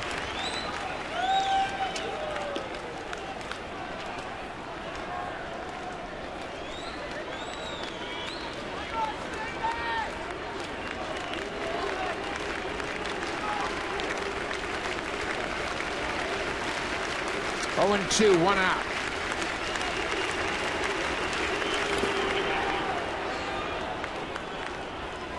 That splitter is bounced, and with 2 strikes, I'm thinking that it'd be hard for Rodriguez to get to the fastball. Yep. Up. What you don't want to do against good pitchers, or excuse me, good hitters, is keep showing them the same pitch time after time after time. That's 3 splitters in a row, and Rodriguez is able to run the count back to even. I think good hitters eventually see that release point. A-Rod was talking yesterday against Romero how he's seeing the ball really well. Just couldn't hit it.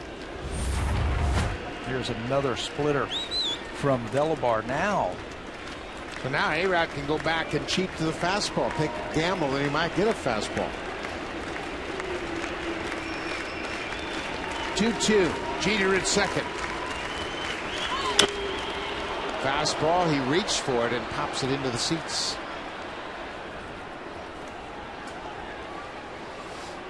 They still haven't made a pitch to the inside part of the plate. And I know you're saying, well, he's a home run hitter. You don't want to give him anything inside.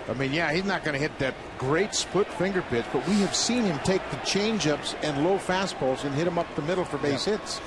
What you have to do also, you got to change the eye plane of that hitter. You got to get him looking up and down, and then up and then down, so he doesn't have an idea. So when he sees that splitter, he can't read it out of the hand. If you throw the splitter all the time down, he'll read it, and he'll get the barrel of the bat to the ball. And it's not a surprise. The splitter is best thrown after fastballs because you get the bat moving, and then you throw it underneath the bat. 1-2, 1 out, a run in.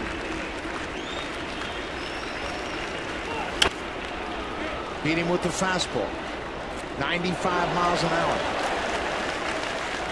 And he can do it again. You could throw another one and throw it out of the strike zone. Throw it about letter high if you can control it up there, and you'll get a swing. Because Cano's thinking right now, okay, threw me a fastball, he's going to throw a splitter right there. Yeah, absolutely. And if he sees fastball out of his hand, he's going to swing at it. Aaron Seavey has already told Delabar what he wants with Jeter at second. They're not going to give him a sign. He did throw him another fastball, but he missed. 2-2.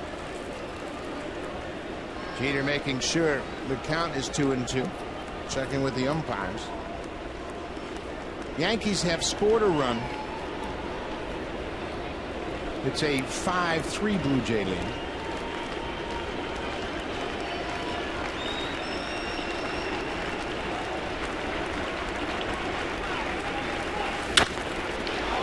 That's a base hit, fair ball down the right field corner. Jeter's around third. He's going to score. Rodriguez is headed for third, and Cano delivers an RBI double. Everything was down to Cano, and he finally got to it and kept it fair down the right field line. Good hitters figure that out. If you keep throwing the same pitch in the same spot, you're going to figure it out. And this guy's hot. How many multi-hit games in a row now? 6. 6 in a row, and that one is hit between Lind in the bag, just out of the reach of Adam Lind. 2 doubles in a row for Cano, and the Yankees right now have cut it to 1 run. Robinson Cano with his second consecutive double. Steve Delabar out of the game. The lefty Aaron Loup in. Yankees have runners at second and third, 1 out. It's a 1-run game.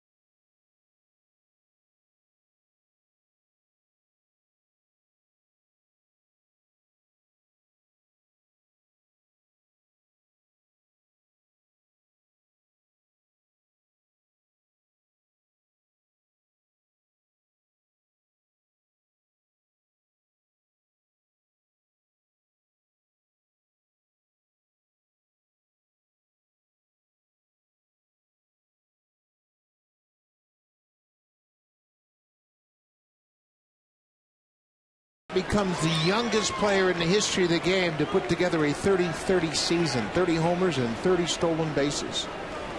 Aaron Loup not concerned about Mike Trout. He's concerned about Nick Swisher, the switch hitter, batting right-handed. Roop into the ball game in relief of Steve Delabar. Yankees at second and third. Blue Jays have a 5-4 lead. Swisher takes a first pitch strike. Boy, these guys are professional hitters, these Yankees, and each one they just keep rolling up there. They'll take some pitches, they'll work counts, and in tough ball games in September, they don't panic. That's what I love about them. Veterans, they don't panic. They've been in this situation so many times. They're just professional at bats right now. Alex Rodriguez, who worked the walk, was probably the biggest at bat, I think, in this inning. Swisher takes a pitch right inside, just off the corner. Ball on the strike.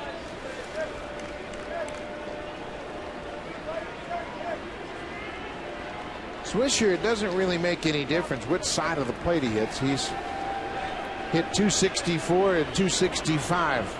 Doesn't make any difference, right? About the same. That ball is behind him. Aaron Sebia gets to it quickly, but missed it. The ball came right back to Aaron Sebia. He reached for it with his bare hand, and the Yankees have tied it. That ball went behind Swisher. I think the idea was to bring in Loop to face the right-hander. You got a couple of lefties coming up after here. Give him a chance to strike out Swisher by throwing a couple pitches off the plate. See if he gets himself out. But he holds on to that slider just a little bit too quickly. It bounces back, and the Blue Jays have a shot, but J.P. Arencibia just cannot come up with that ball. Look at it, ricochet right back to him. And they would have had a shot if he could have fielded it cleanly. And just like that, just like the feeling you knew when this inning started, the Yankees come back. They've scored 3. Swisher pops it back. Cano is at third. The infield is in. And unfortunately for Henderson Alvarez, he pitches a good ball game. Will have nothing to show for it. No decision after going 6 innings, holding the Yankees to 2 runs. The Yankees scored a run in the 6th and now 3 in the 7th. Still just 1 out. They've tied it at 5-5.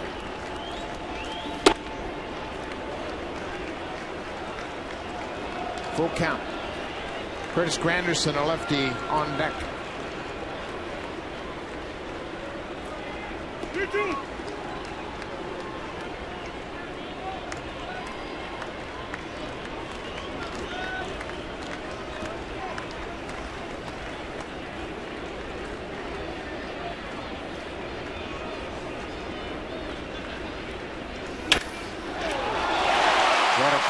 Oh my, what a play.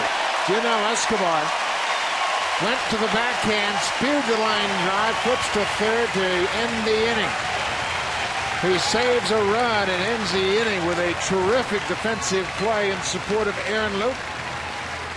The infield is in. The infielder's range is diminished, but Escobar takes a hit away and turns it into an inning-ending double play.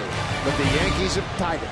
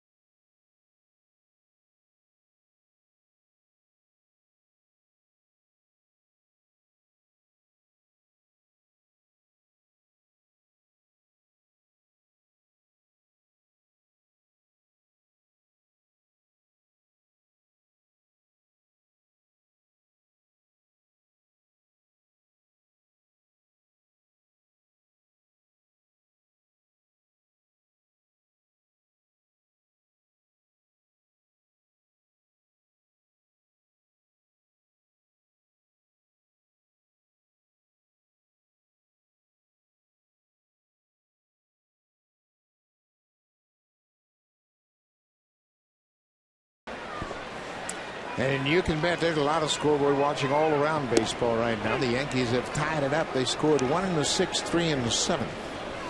The Blue Jays have to fight back now against Derek Lowe. Rajai Davis takes one outside. It's a ball and a strike. Colby Rasmus has gotten the bat. He is loosening up on deck. That's interesting. Edwin Encarnacion, who's the scheduled batter, that's off the end of the bat. Derek Lowe flips it to first out of the inning. Now Rasmus is batting for Edwin Encarnacion, and you just have to believe that he has some sort of injury, not able to continue in this game. We didn't see anything that might indicate that, but the last time he hit in the 5th inning, he hit a ground ball to second base and didn't really fully extend up the baseline, like something might have been wrong. Yeah, that's exactly right. So we will wait to hear from that. This is the last at bat that you were talking about. I thought before that, I thought we took a swing and fouled the ball off and just didn't look right. That time up the line, he'd been battling a toe problem and a heel problem, so not real sure. Yeah, so you have to believe it's some sort of physical issue that has caused Encarnacion to leave. I think that's the last thing he'd want to do on this afternoon. So Colby Rasmus, who did not start in the game, he was 0 for 9 against the starter Phil Hughes, and now he will stand in against Derek Lowe. Joe Girardi is walking out of the dugout. A very deliberate walk by Girardi to give his bullpen a little bit more time. Yeah, they just got up right when Rajai was batting, so they had the catcher go out there, talk to him. Now he feels like his lefty is ready. So Boone Logan will come into the ball game, and Girardi didn't anticipate Encarnacion was going to be lifted, so it's the lefty in to face Rasmus.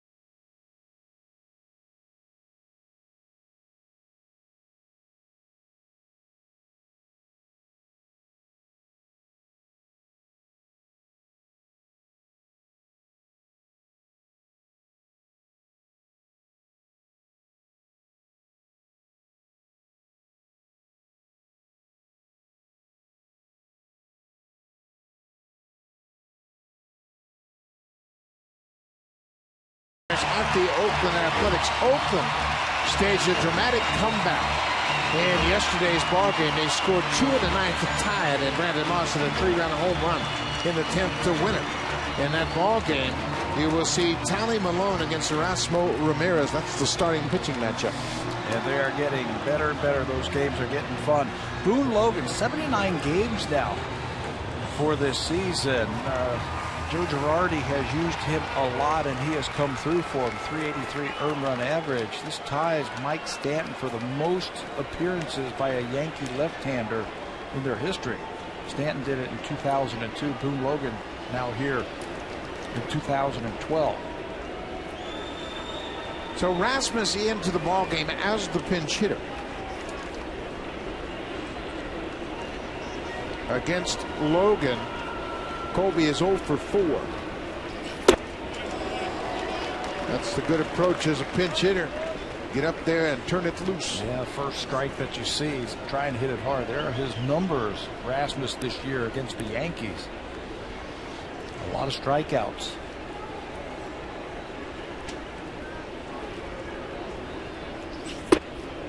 Trying to crowd him with that fastball. Logan missed down and away.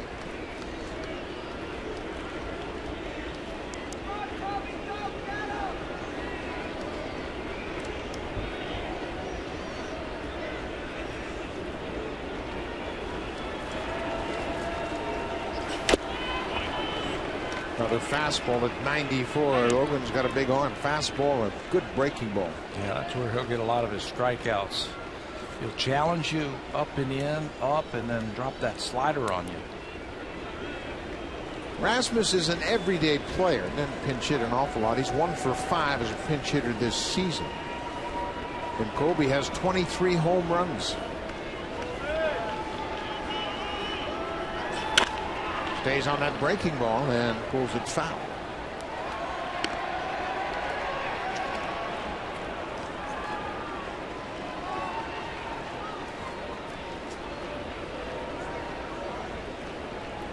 .23 home runs, ties his career high. He also hit 23 in 2010 with the Cardinals. Game number 150 this year for Colby Rasmus. He has played every day, just about. Had a good rip at that breaking ball.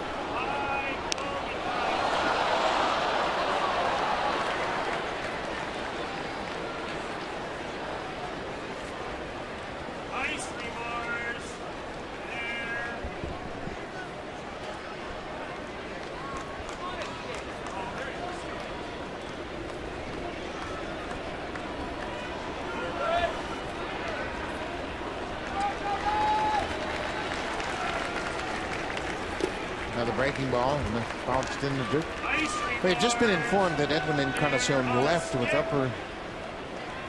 tightness in his upper trapezius in his left side. And then you were right about the swing. He took a very tentative swing earlier in the ball game, and he had to come out of this game. Yeah, it looked like on a foul ball. Something just didn't look right with Edwin. And he hasn't had any problems physically from the waist up this year. He's had some leg problems. Talked about the heel and the toe. Tightness in his upper back, and obviously he couldn't continue. That's why Rasmus is into the game. And Colby's putting up a fight against Boone Logan.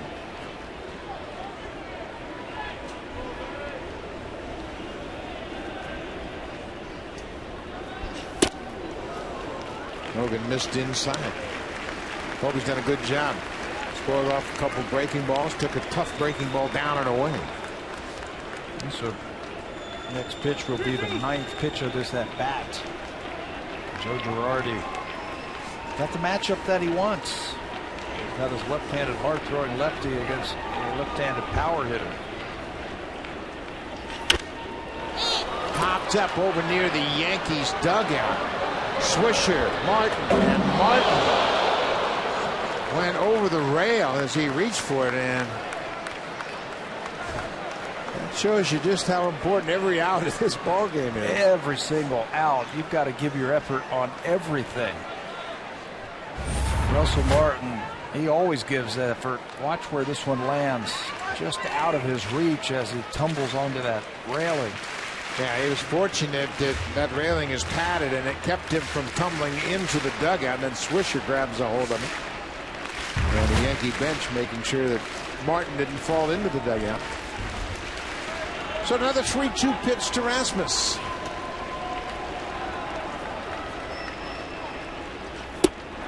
Breaking ball, strikes him out.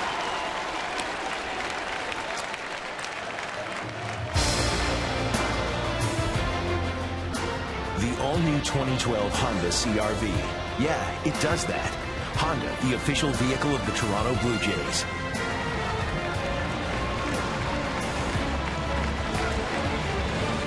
Barry going over to Center Island, and Barry Rothschild, the pitching coach, out to talk to Boone Logan.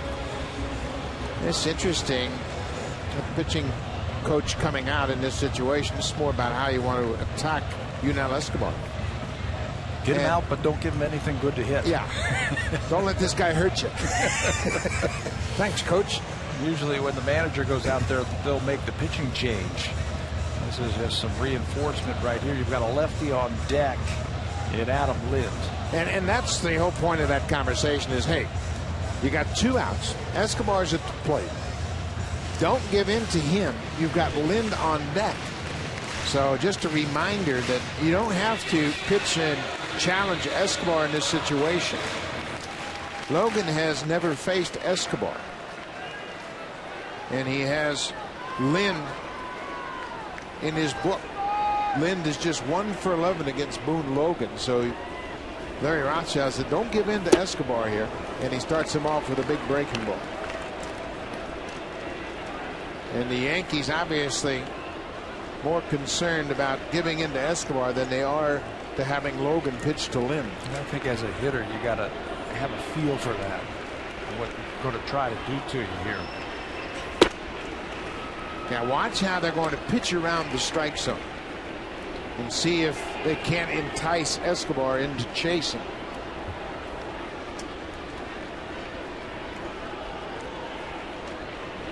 Another slider.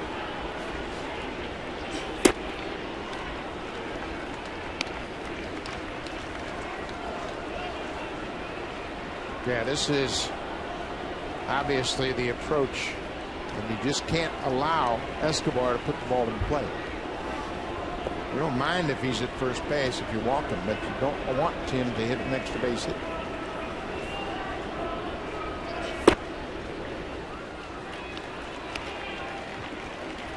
Three and one.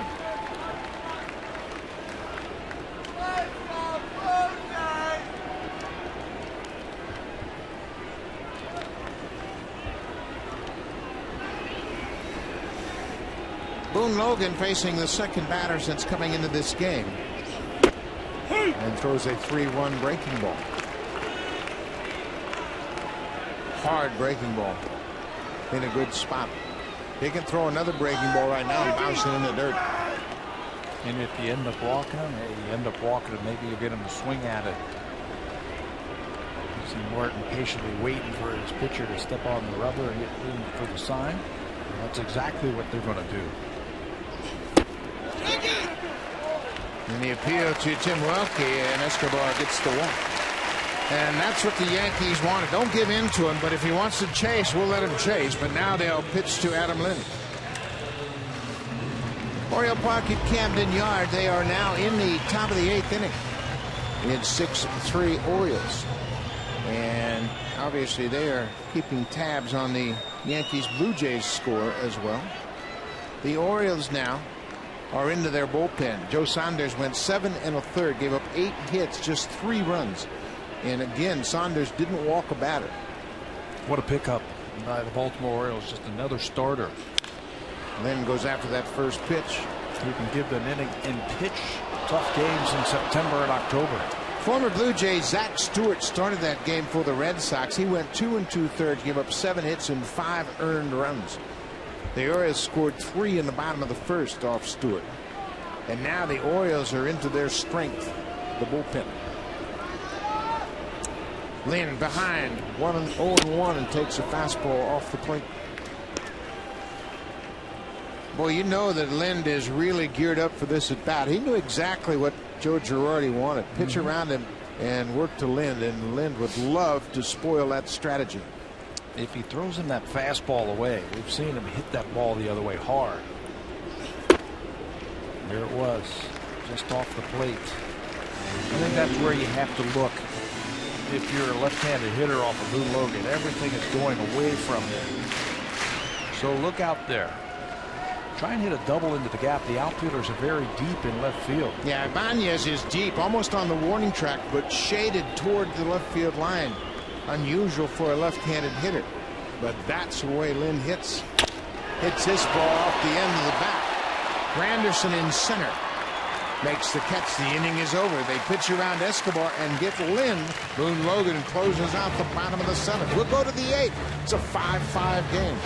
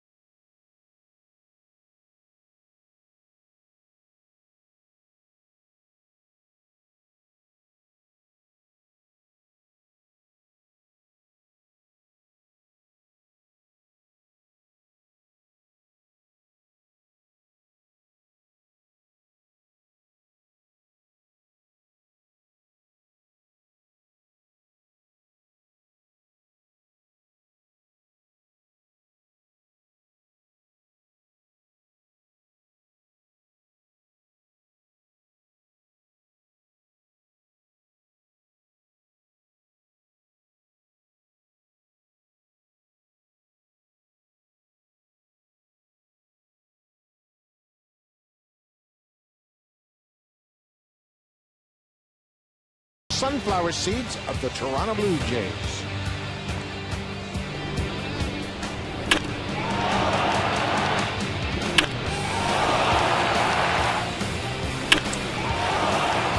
Is that if you're a Blue Jay fan to hear that crack of the bat from Brett Laurie as he pulls that pitch to left field. He homered the other night to right field, and this afternoon, high breaking ball. Brett Laurie picks up another home run, his 11th of the season. That was part of a 3-run 5th inning, and now the Blue Jays will go to their pen once again as Darren Oliver comes out of the bullpen to start the 8th inning. Curtis Granderson, Raul Ibanez, 2 lefties are scheduled to bat. Good numbers for Oliver as he now picks up the ball game in the 8th inning. He's done a good job against both lefties and righties. You can see from that, lefties have actually hit him a little bit better than the right-handers. Curtis Granderson has grounded out 3 times.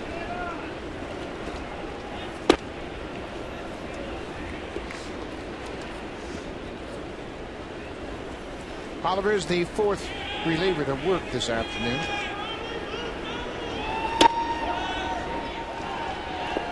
Two and 0.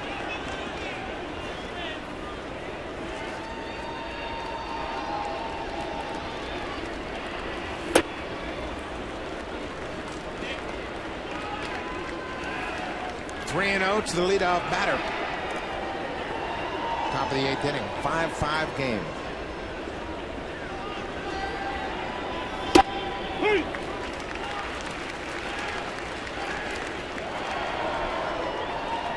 Both these managers are really looking and paying attention to matchups from this point forward. They both have a full bullpen. Granderson draws the leadoff walk. Raul Ibanez is walking to the plate. Joe Girardi looks to keep Ibanez in the game to face Oliver. He's got Andrew Jones on the bench. We saw him bunting also. That's something that the Yankees don't really do a lot of, trying to sacrifice. They ask him to pull a pitch and just yank one into right field. Well, too, Oliver threw to first just to see if Ibanez would tip his hand. He didn't slide the hands up the bat, indicating bunt, and he has hit well against Oliver. 5 for 10.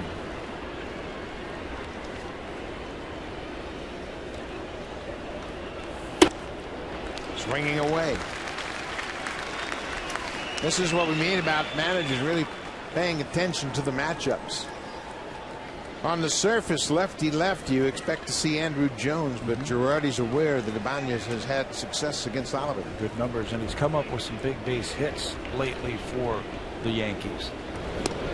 Ibanez hit the grand slam against the Blue Jays back at Yankee Stadium. He came up with a big home run in that game we were talking about earlier in this series against the Oakland A's. He hit 2 home runs in that game, including a home run in extra innings.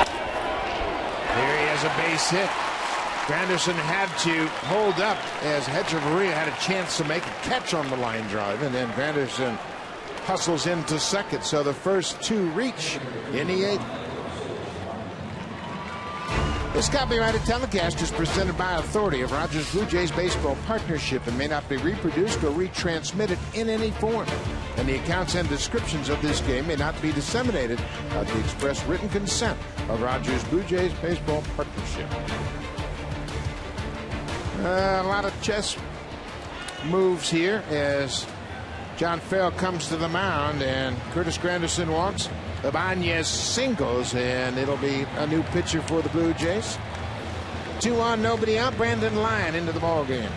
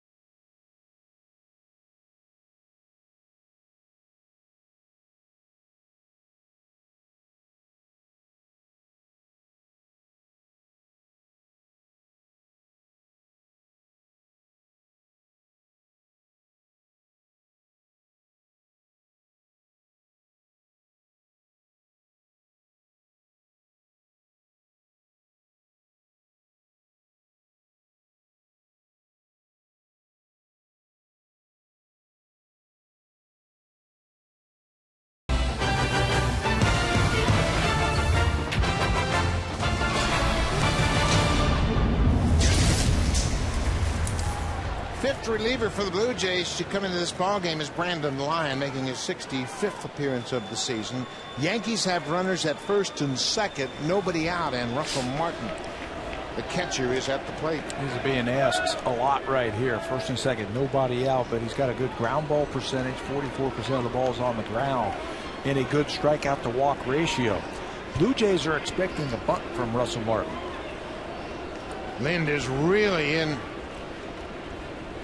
inching in even further. Martin shows bunt, squares, and bunts it to the third baseman, Laurie, and he has to go to first. What a good bunt. Well, Russell Martin laid down a perfect bunt in that situation. Lind, the first baseman, was standing almost at the edge of the dirt, and Martin bunted it right to Laurie. He had no play but to go to first. Now make sure you get the head out this time and get it to the left side. As a third baseman, when the ball's punted that firmly, you can think about going to second base. But with Lind so far in, like you were talking, Ibanez could get way off of first base, so there was no play at second base. Good bump by Martin to set up the inning. And now the Blue Jays have to play the infield in. It's a 5-5 game. The batter is Eduardo Nunez, who entered the ball game as a pinch hitter in the seventh and singled. Hits this ball deep to right center. Moises Sierra on the run, makes the catch. Granderson tags at third. Ibanez didn't advance, and that's a big 90 feet.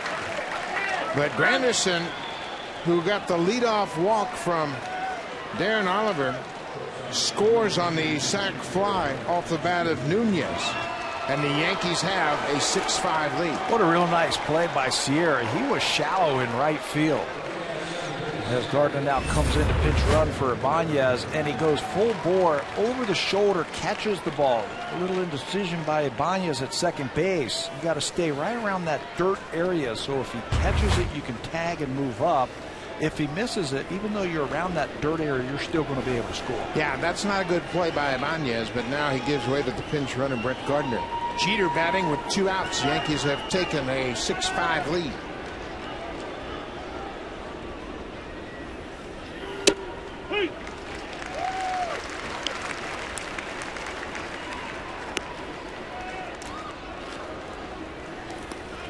What about the impact of Nunez in this game? Entered the ball game as a pinch hitter, singled, and started the 3-run 7th inning. He scored the 3rd run for the Yankees, and now he drives in the go-ahead run with a sac fly. Anything to help the ball club late in the season. He can hit and he can run.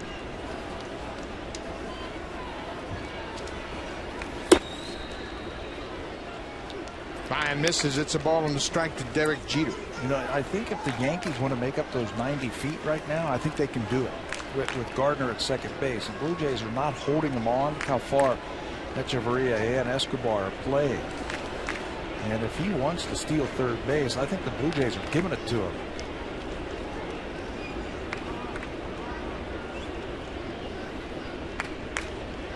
He's not running. Why wouldn't he run in this situation? I don't know. Milwaukee said no swing as Jeter checked. It's 2-1. Yeah, I mean, he can walk over to third base. Nobody's even looking at him. But you would think he would take the bag and get himself in a position, put pressure on the infield. They bobble the ball. Jeter reaches. He scores. Yeah, he scores on an error by the infielder if he's at third base, not necessarily if he's standing there. And again, the Blue Jays are giving it to him. Brett Laurie's deep. Escobar's deep. Echeverria's deep. There he goes. Jeter flares it into right field. And there's not going to be a play at the plate. Gardner scores easily, and if that's not a patented Derek Jeter base hit, I don't know what is. And if he doesn't take off, I don't know if he scores. Because Sierra was very shallow. You're right. We've seen this for how many years? 17 years. Inside out swing by Jeter. It comes up big with a 2-out base hit. You can see how shallow Sierra is, and with his arm, that's 2 bounces. If Gardner doesn't take off, there might have been a play at the plate, but a huge insurance run for the Yankees against the Blue Jays. 7-5, Yankees lead. They've scored 6 runs in the last 2 2/3 innings. Ichiro fouls it into the glove of Aaron Sebia.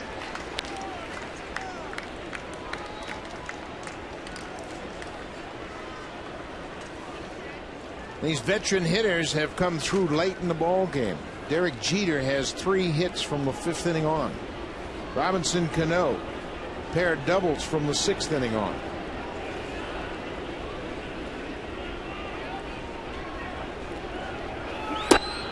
Alex Rodriguez got a big walk in the 7th. That might have been the biggest at bat of that inning right there. Steve Delvar versus Alex Rodriguez, and he had him down 2 strikes and lost him. Yeah, I think they let him off the hook. Threw him too many splitters. Walked him. 1-1, 2 outs. Ichiro Suzuki. Fly ball to center field. Anthony goes on the run. A stride onto the warning track. He runs it down, but the damage is done. The Yankees score 2 in their half of the 8th. They take it as 7-5 lead. Now it's time for Blue Jays Central. Here's Jamie Campbell and Greg Zahn in the Blackberry Broadcast Studio.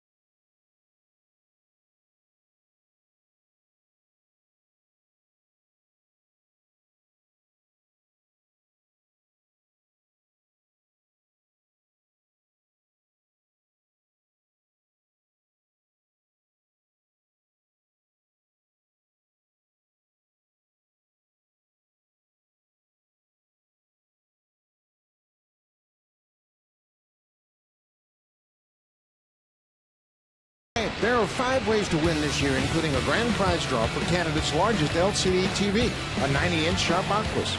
Join Sharp Canada on Facebook today. Oh, now they want a Martinez t-shirt. They must have run out of Tableau t-shirts. Well, I saw McCoy up there. I saw myself. I see yours now. I guess they're getting what they wanted. They saw themselves on TV. The 8th inning pitcher for the Yankees is into the ball game, David Robertson. After Mariano Rivera went down with that injury in May, the first guy the Yankees turned to was David Robertson.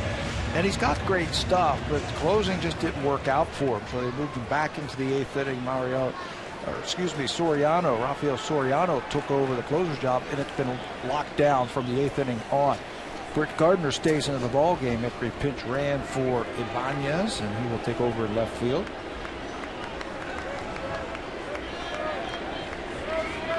Yankees lead at 7-5. Moises Sierra. It's the first pitch strike from Robertson. Sierra went for 3 this afternoon.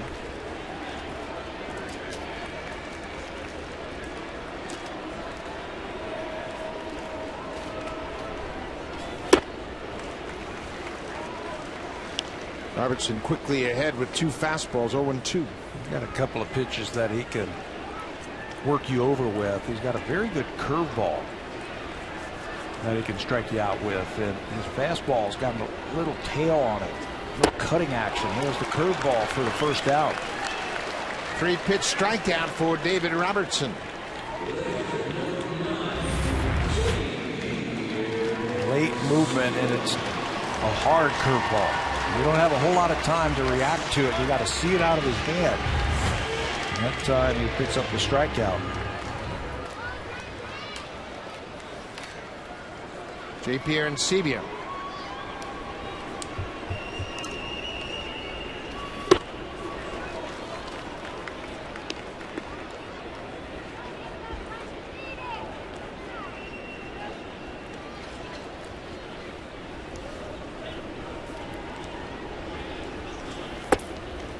Breaking ball. It's a ball on the strike.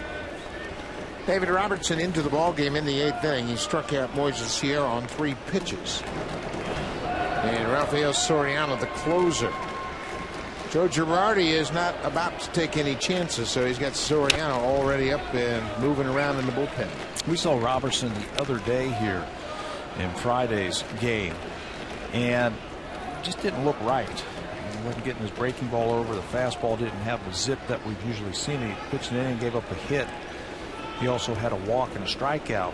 Today he looks a little bit more locked in. Came into the ball game yesterday and got a line drive double play to close out the 8th inning. Moises Sierra hit a shot right to the third baseman, and Robertson was able to close out the inning. Arencibia, 2-2 count. The cutter sailed off the outside edge. Blue Jays need a base runner. They trail by 2.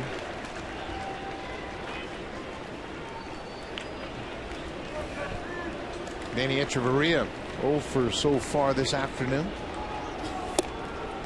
Arencibia takes the walk. They got that base runner they were looking for.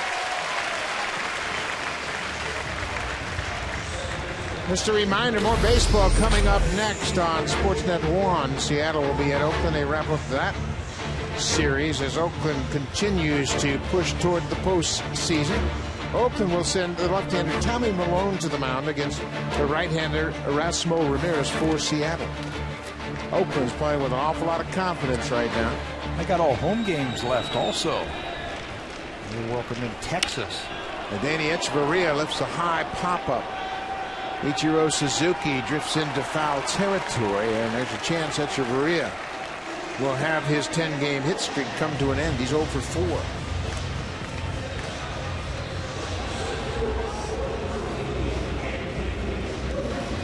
Anthony Ghost, the number 9 hitter, will come to the plate.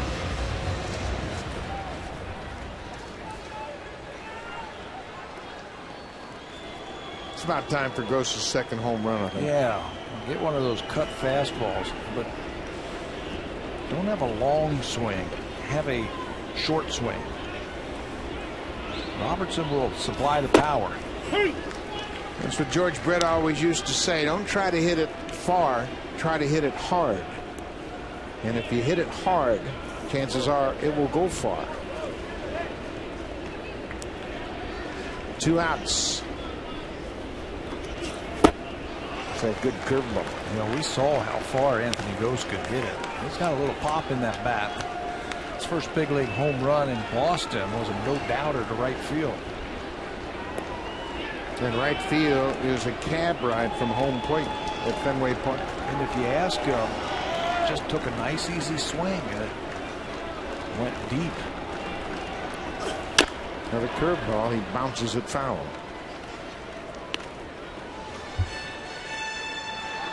You don't see an awful lot of hard curveballs like David Robertson. That's why he's able to have so much success. Last year he was practically unhittable.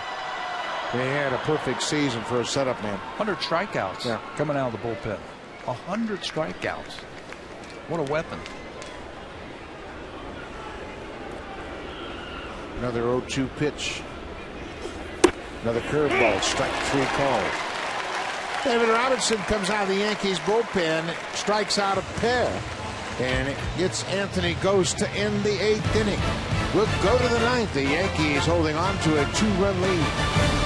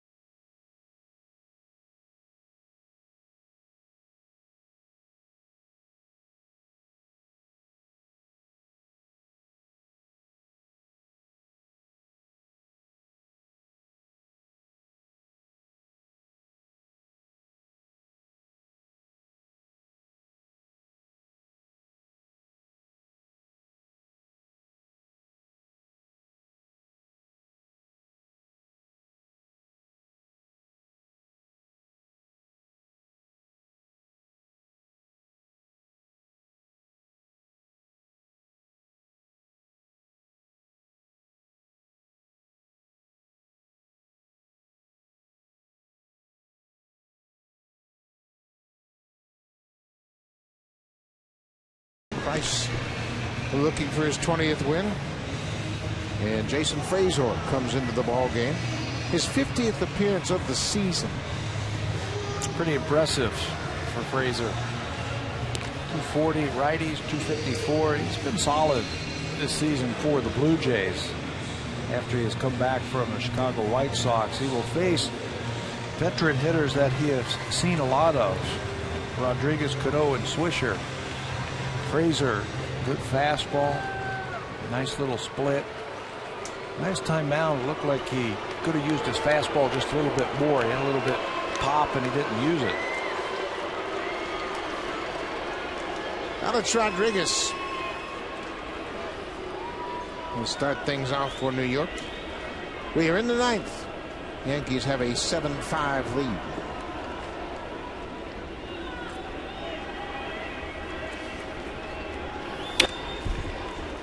Late on a fastball. We mentioned New York. They scored 1 in the 6th, 3 in the 7th, and 2 in the 8th. The Yankees lead the American League with 249 runs the 7th inning or later. Veteran hitters never panic. And that's a real testimony to how good they are, because in the 7th, 8th, and 9th, you're facing the best part of the opponent's bullpen. Yeah, you're facing the lefty specialist, you're facing the setup man, and then you're facing the closer. But they put together some good at-bats in the 7th inning and last inning and the 8th inning also. There was a good at-bat right there, and they played for the Yankees small ball. A sac bunt, a sac fly to add a big run. Rodriguez pulls it through the left side. That's going to sneak through into left field. Second hit for Rodriguez. He is 2 for 4 on the afternoon. The Yankees hope to go to the postseason. If they do, you can see them right here on Sportsnet. The MLB playoffs begin October 5th across the network. And we'll have all the games right through to the end of the World Series. Great postseason baseball action right here on Sportsnet. Well, Alex Rodriguez is on base for a 3rd time this afternoon.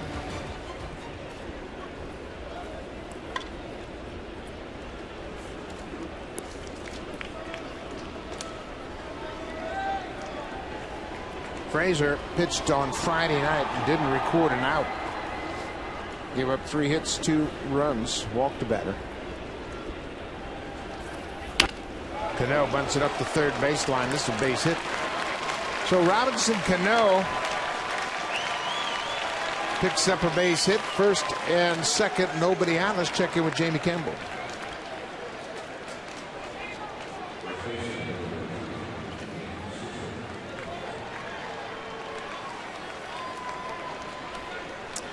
Well, the Orioles are going to keep pace with the Yankees as Jim Johnson's put together a heck of a year, and that bullpen for Baltimore has been terrific. How about that? Nobody in sight, and a perfect time to lay that bunt down. Everybody was shifted over, so you got to figure that he was going to try and drop her net. He showed it earlier today. Faked the bunt. That time, just get it on the left side, and you got yourself another hit, another multi-hit game. 6 straight games with multiple hits for Robinson Cano. Nick Swisher.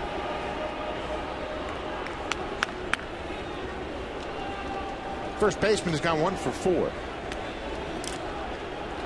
He had a line drive the last time up, but right at the third baseman and right at Escobar, excuse me, the shortstop. They turned it into a double play. And shortstop to the third baseman to end the inning. That was in the 7th. Absolutely robbed by Escobar. Would have been 2 runs if Escobar doesn't make that play.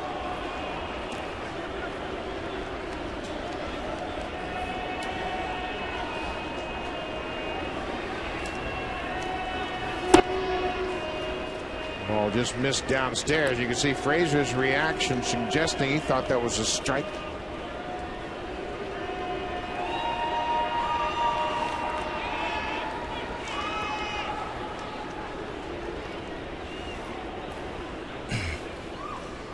Blue Jays bullpen yesterday, 6 innings of scoreless relief. Different story this afternoon. They have given up 5 runs.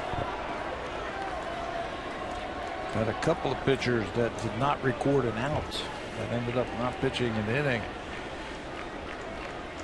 after Alvarez left the game. Brett Cecil faced one batter. That was the pinch hitter, Eduardo Nunez. He got a single, came around to score.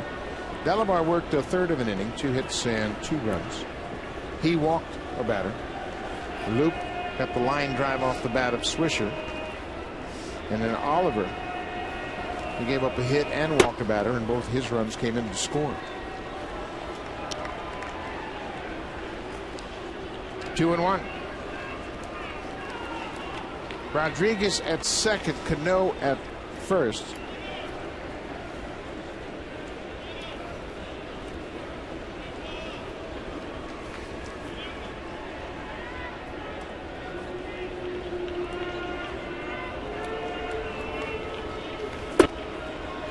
Three and 1.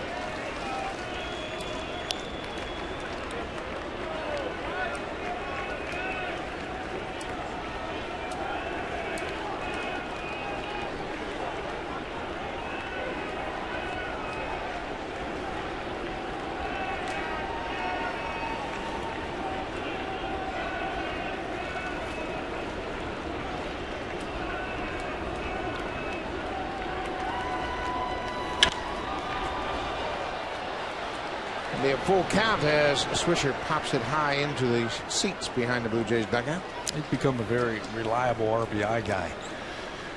The Yankees don't have a player with 100 RBIs yet. For all the home runs and all the runs scored, they do not have a guy who's knocked in 100. Granderson's the closest. He's got 98.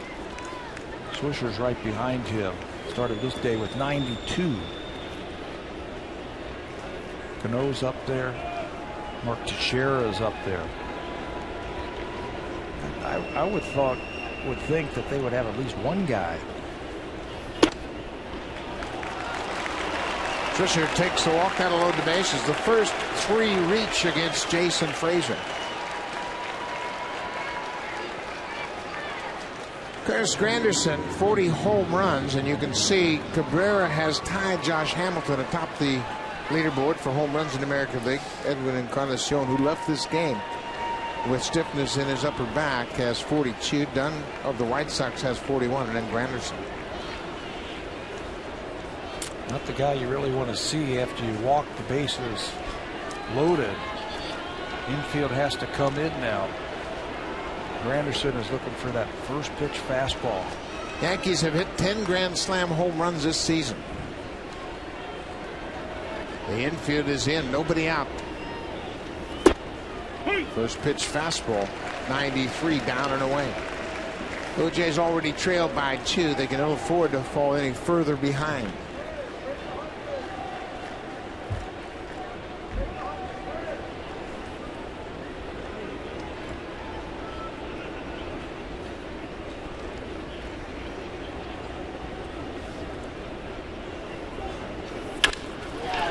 Hit to right field. Rodriguez is in to score. Cano right behind him. He will score. Swisher goes first to third, and Granderson has just driven in 99 and 100. There it is. The first Yankee to 100 RBIs. Let's check in with Jamie Campbell.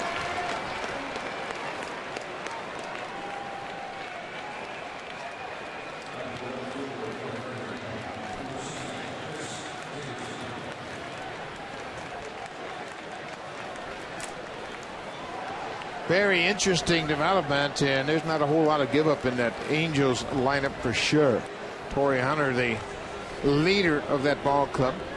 Texas has a 2.5 game lead over the Oakland Athletics. Remember, that game in Arlington is the first of 2. As the Rangers and Angels were rained out last night. They'll play a split doubleheader. And they need to sweep the Rangers today and then get some help from the Rangers in that series after this one when they go to play Oakland. A sweep and then some help. And then they have a shot to get into the playoffs, and they would be a dangerous team. Oakland and Seattle underway in Oakland. Chris Dickerson comes off the bench. He's batting for Brett Gardner, who can't swing the bat yet because of his elbow surgery. So Gardner came into the game as a pinch runner, played a half inning of defense, and now Dickerson pinch hits for him. So strike. Boy, the Yankees, they have done a job on the Blue Jays bullpen. They have scored late in this ball game, and they have had pressure on the bullpen every inning. Yeah, after the Blue Jays took a 5-1 lead, things were looking pretty good for them. The Yankees have come back and scored in the 6th, the 7th, the 8th, and now again here in the 9th inning. And they're not done. Curtis Granderson, 100 RBIs with that base hit. The first Yankee to the century mark in RBIs this year.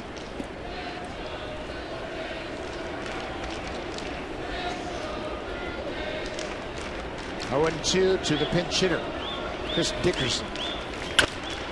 Popped up. Escobar, the shortstop, calling for him. That's the first out of the top of the ninth. The Yankees have been retired in order just once this afternoon. That was in the 4th inning by Henderson Alvarez, the starter. And what a turnaround for the bullpen. They were so good yesterday. Sean Hill, Lincoln, Loop, Delabar, and Jansen combined to shut out the Yankees over the final 6 innings. And the Yankees thought that they had a shot at winning that game. They had the opportunities. They just couldn't get enough runs. They had bases loaded, nobody out twice, and didn't score. Russell Martin waves at that first pitch. Martin laid down a perfect sacrifice bunt in the 8th inning.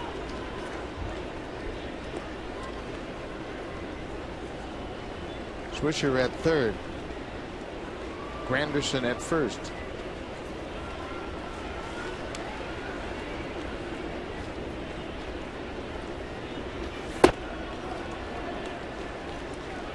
Ball on the strike.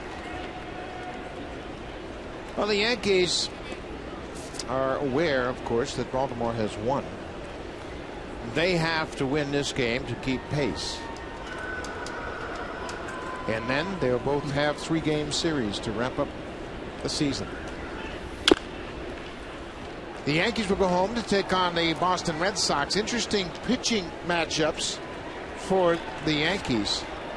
Joe Girardi will send his pitchers to the mound. CC Sabathia will open it up. Question mark in game 2. Not sure they're going to use Ivan Nova in that game. But Hiroki Kuroda is all set to pitch the season finale on Wednesday. Boston will counter with Clay Buchholz, John Lester, and Daisuke Matsuzaka. Yeah, you got to go through 1, 2, and 3 of the Boston Red Sox. Baltimore will go to Tampa Bay. Wei-Yin Chen will start for the Orioles against Alex Cobb on Monday night. On Tuesday, James Shields and Miguel Gonzalez. And then on Wednesday, the season finale, the Orioles will send their best pitcher to the mound, Chris Tillman, to pitch against Jeremy Hellickson. If they need the win. If they don't need the win, I'm sure they'll hold him back. They'll hold him back for the playoffs. If their position cannot be altered by a win, they'll hold Tillman back. Yeah. Russell Martin is called out. He and Laz Diaz have not had a real good day together. So Frazier strikes out Russell Martin. Just a difference on the strike zone. Diaz thinks it's a strike. Russell thinks it's outside. So Jason Frazier will hand the ball over. And Chad Beck will come on with 2 outs in the 9th.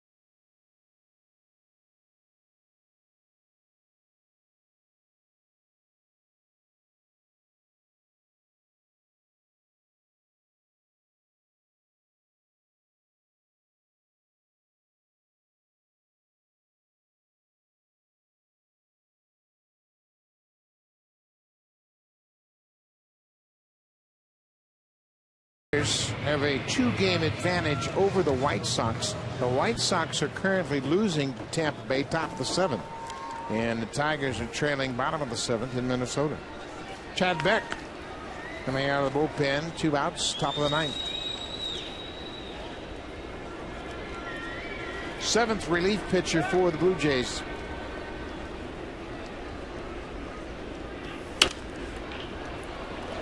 Eduardo Nunez has had quite an impact in this ball game, considering he didn't start till the 7th inning. He didn't come into the game until the 7th. Eric Chavez batted 9th, was the DH, homered and grounded out. Nunez came in the 7th inning. He's had a single, he has scored a run, he had a big sacrifice fly in the 8th inning. This is 3rd at bat in 3 innings. Well, it's interesting. We mentioned that the Blue Jays have used 7 relievers, and that's with the fact that the starter went 6 innings. Anderson Alvarez, a very good 6-inning performance, 6 innings, 7 hits, 2 earned runs, and he left with the lead, left with a 5-2 lead. The Blue Jays bullpen hasn't been able to slow down the Yankees.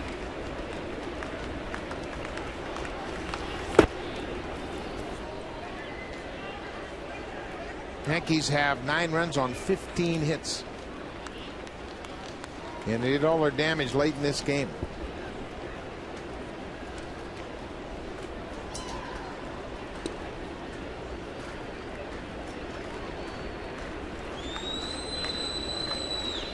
One and two, 2 outs.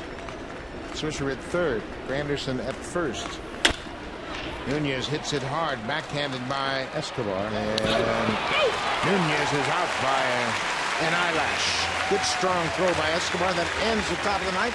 Blue Jays will bat bottom of the 9th, trailing by 4.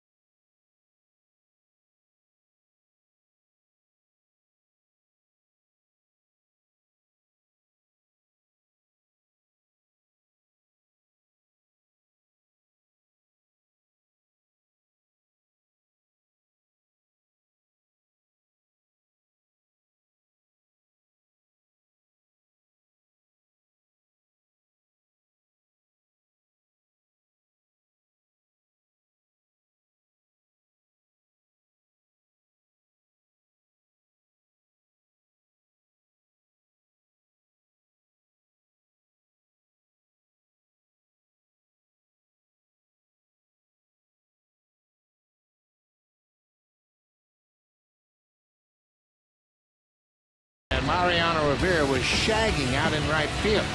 He has done this for his entire career, and you could see the reaction. Joe Girardi has asked, who's down? And he turned and said, Mo. Mariano Rivera tore his ACL. He is out for the season. He was off to another good start. He had pitched in 9 games. He had 5 saves and 6 opportunities, and they lost him for the season. But they had signed Rafael Soriano a year earlier just to provide some insurance, and he has paid big dividends. Yeah, that insurance has really come in. 42 for 46 in saves. He had a big season with Tampa Bay a couple of years ago when he had a big 40-save season. And that's why you have insurance. You buy it for that reason. They overpaid for Soriano when they got him. They paid him closer money. Yep. And it has paid off. They paid him closer money to be the 8th inning setup man. And Rivera never has had an injury. And Soriano was right there to pick him up. Well, Brett Laurie leads things off with a single off of Soriano. Soriano went a week without pitching, and he pitched a third of an inning on Friday night. Because he had not pitched in a while, he just lays a breaking ball right in there to Laurie, who hammers it. Brett Laurie has his third hit of the afternoon, a 3-hit day for Laurie. He's had a very nice afternoon. He has been on everything today. Rajai Davis takes one up and away. Davis singled and scored in his first at bat. He's got 0 for 3 since.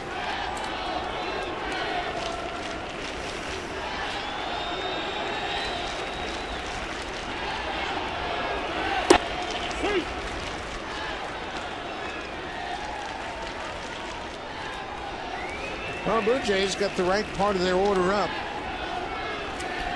An improbable opportunity for sure against Soriano. Rasmus on deck. There's a base hit. That's going to drop in front of Granderson. The first 2 reach in the bottom of the ninth. Sure would like to have the big home run hitter in Edwin Encarnacion, but he is now out of the game. Colby Rasmus is hitting at his spot. The piece of hitting right there, plate coverage. You got to have it against Soriano. If you're a right-handed hitter, he's going to throw that slider away, and Rajai just punches it the other way for another hit.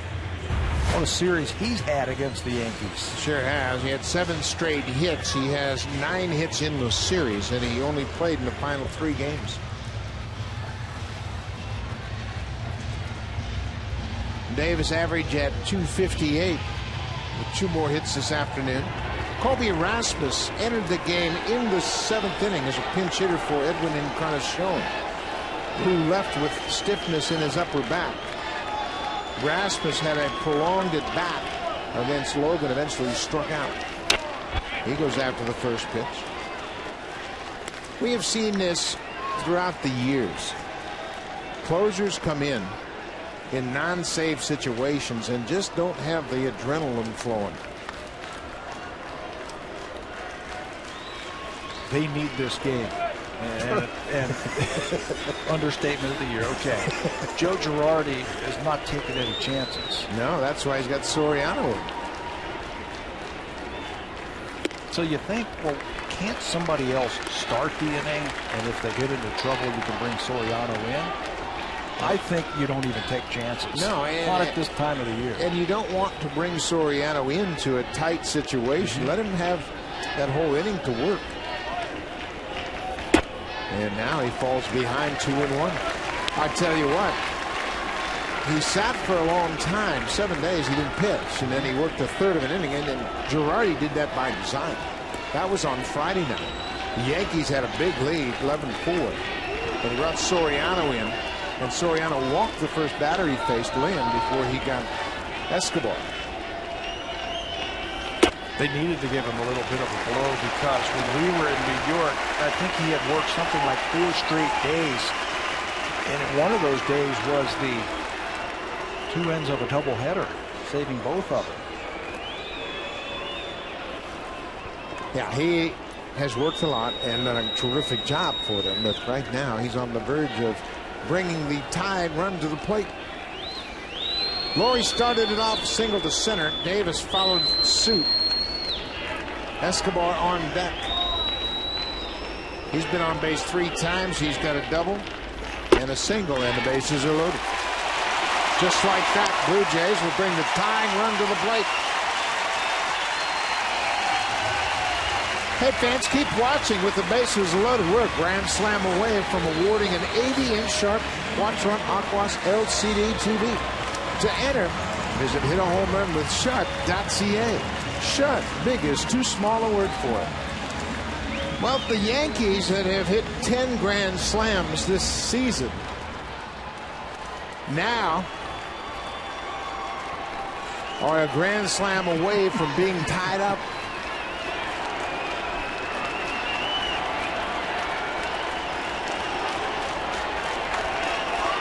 Soriano out of the stretch with the bases loaded. Well, if he didn't have his adrenaline flowing when he came in, it better be pumping now. It is now. He's got to try and figure out a way right here. He's just looking for an out anywhere.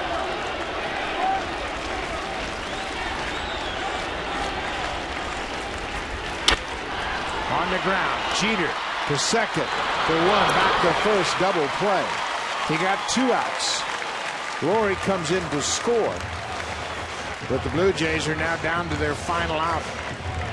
He was the tying run, so he was looking for an out from somebody, so that tying run wouldn't come to the plate again. And he did better. Slider off the end of the bat, right. Tailor-made double play to the shortstop. And how big are those 2 runs in the top of the inning that the Blue Jays gave up? Huge. 8 and 9 in the top of the 9th.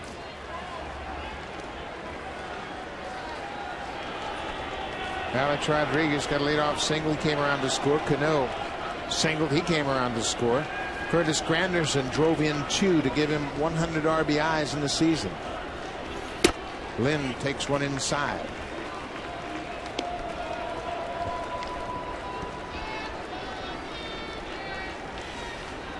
Blue Jays are down to their final out. 9-6 New York. At one point, the Blue Jays had a 5-1 lead. It was 5-1 after 5. Henderson Alvarez had certainly taken the sting out of the Yankee bats. But the Yankees jumped all over the Blue Jays bullpen this afternoon. There's a strike. It's 2-1. He's trying to work the count because of that double play. He no longer is the tying run. Got to figure out a way to get on base. Davis at third.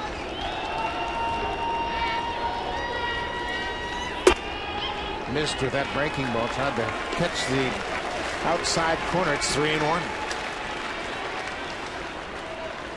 Sierra's on deck. Sierra drove in a run in the 5th with a single.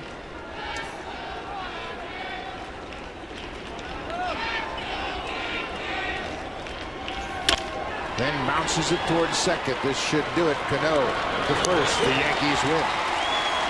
Boy, that is a tough loss for the Blue Jays. A chance to knock off the Yankees. They had a 5-1 lead after 5, but New York and their veteran hitters, as they've done all year long, scored often and scored late. They can come back. They don't panic, their hitters, and that's exactly what they did. They put a couple of bunts together. They put a couple of walks together. They had a sacrifice fly, and just like that, they scored in the last 4 innings to win a big game for them this year. We'll be back here tomorrow night, first of 3 against the against the Minnesota Twins. We'll take you to Oakland now. Oakland already a 2-0 lead over Seattle.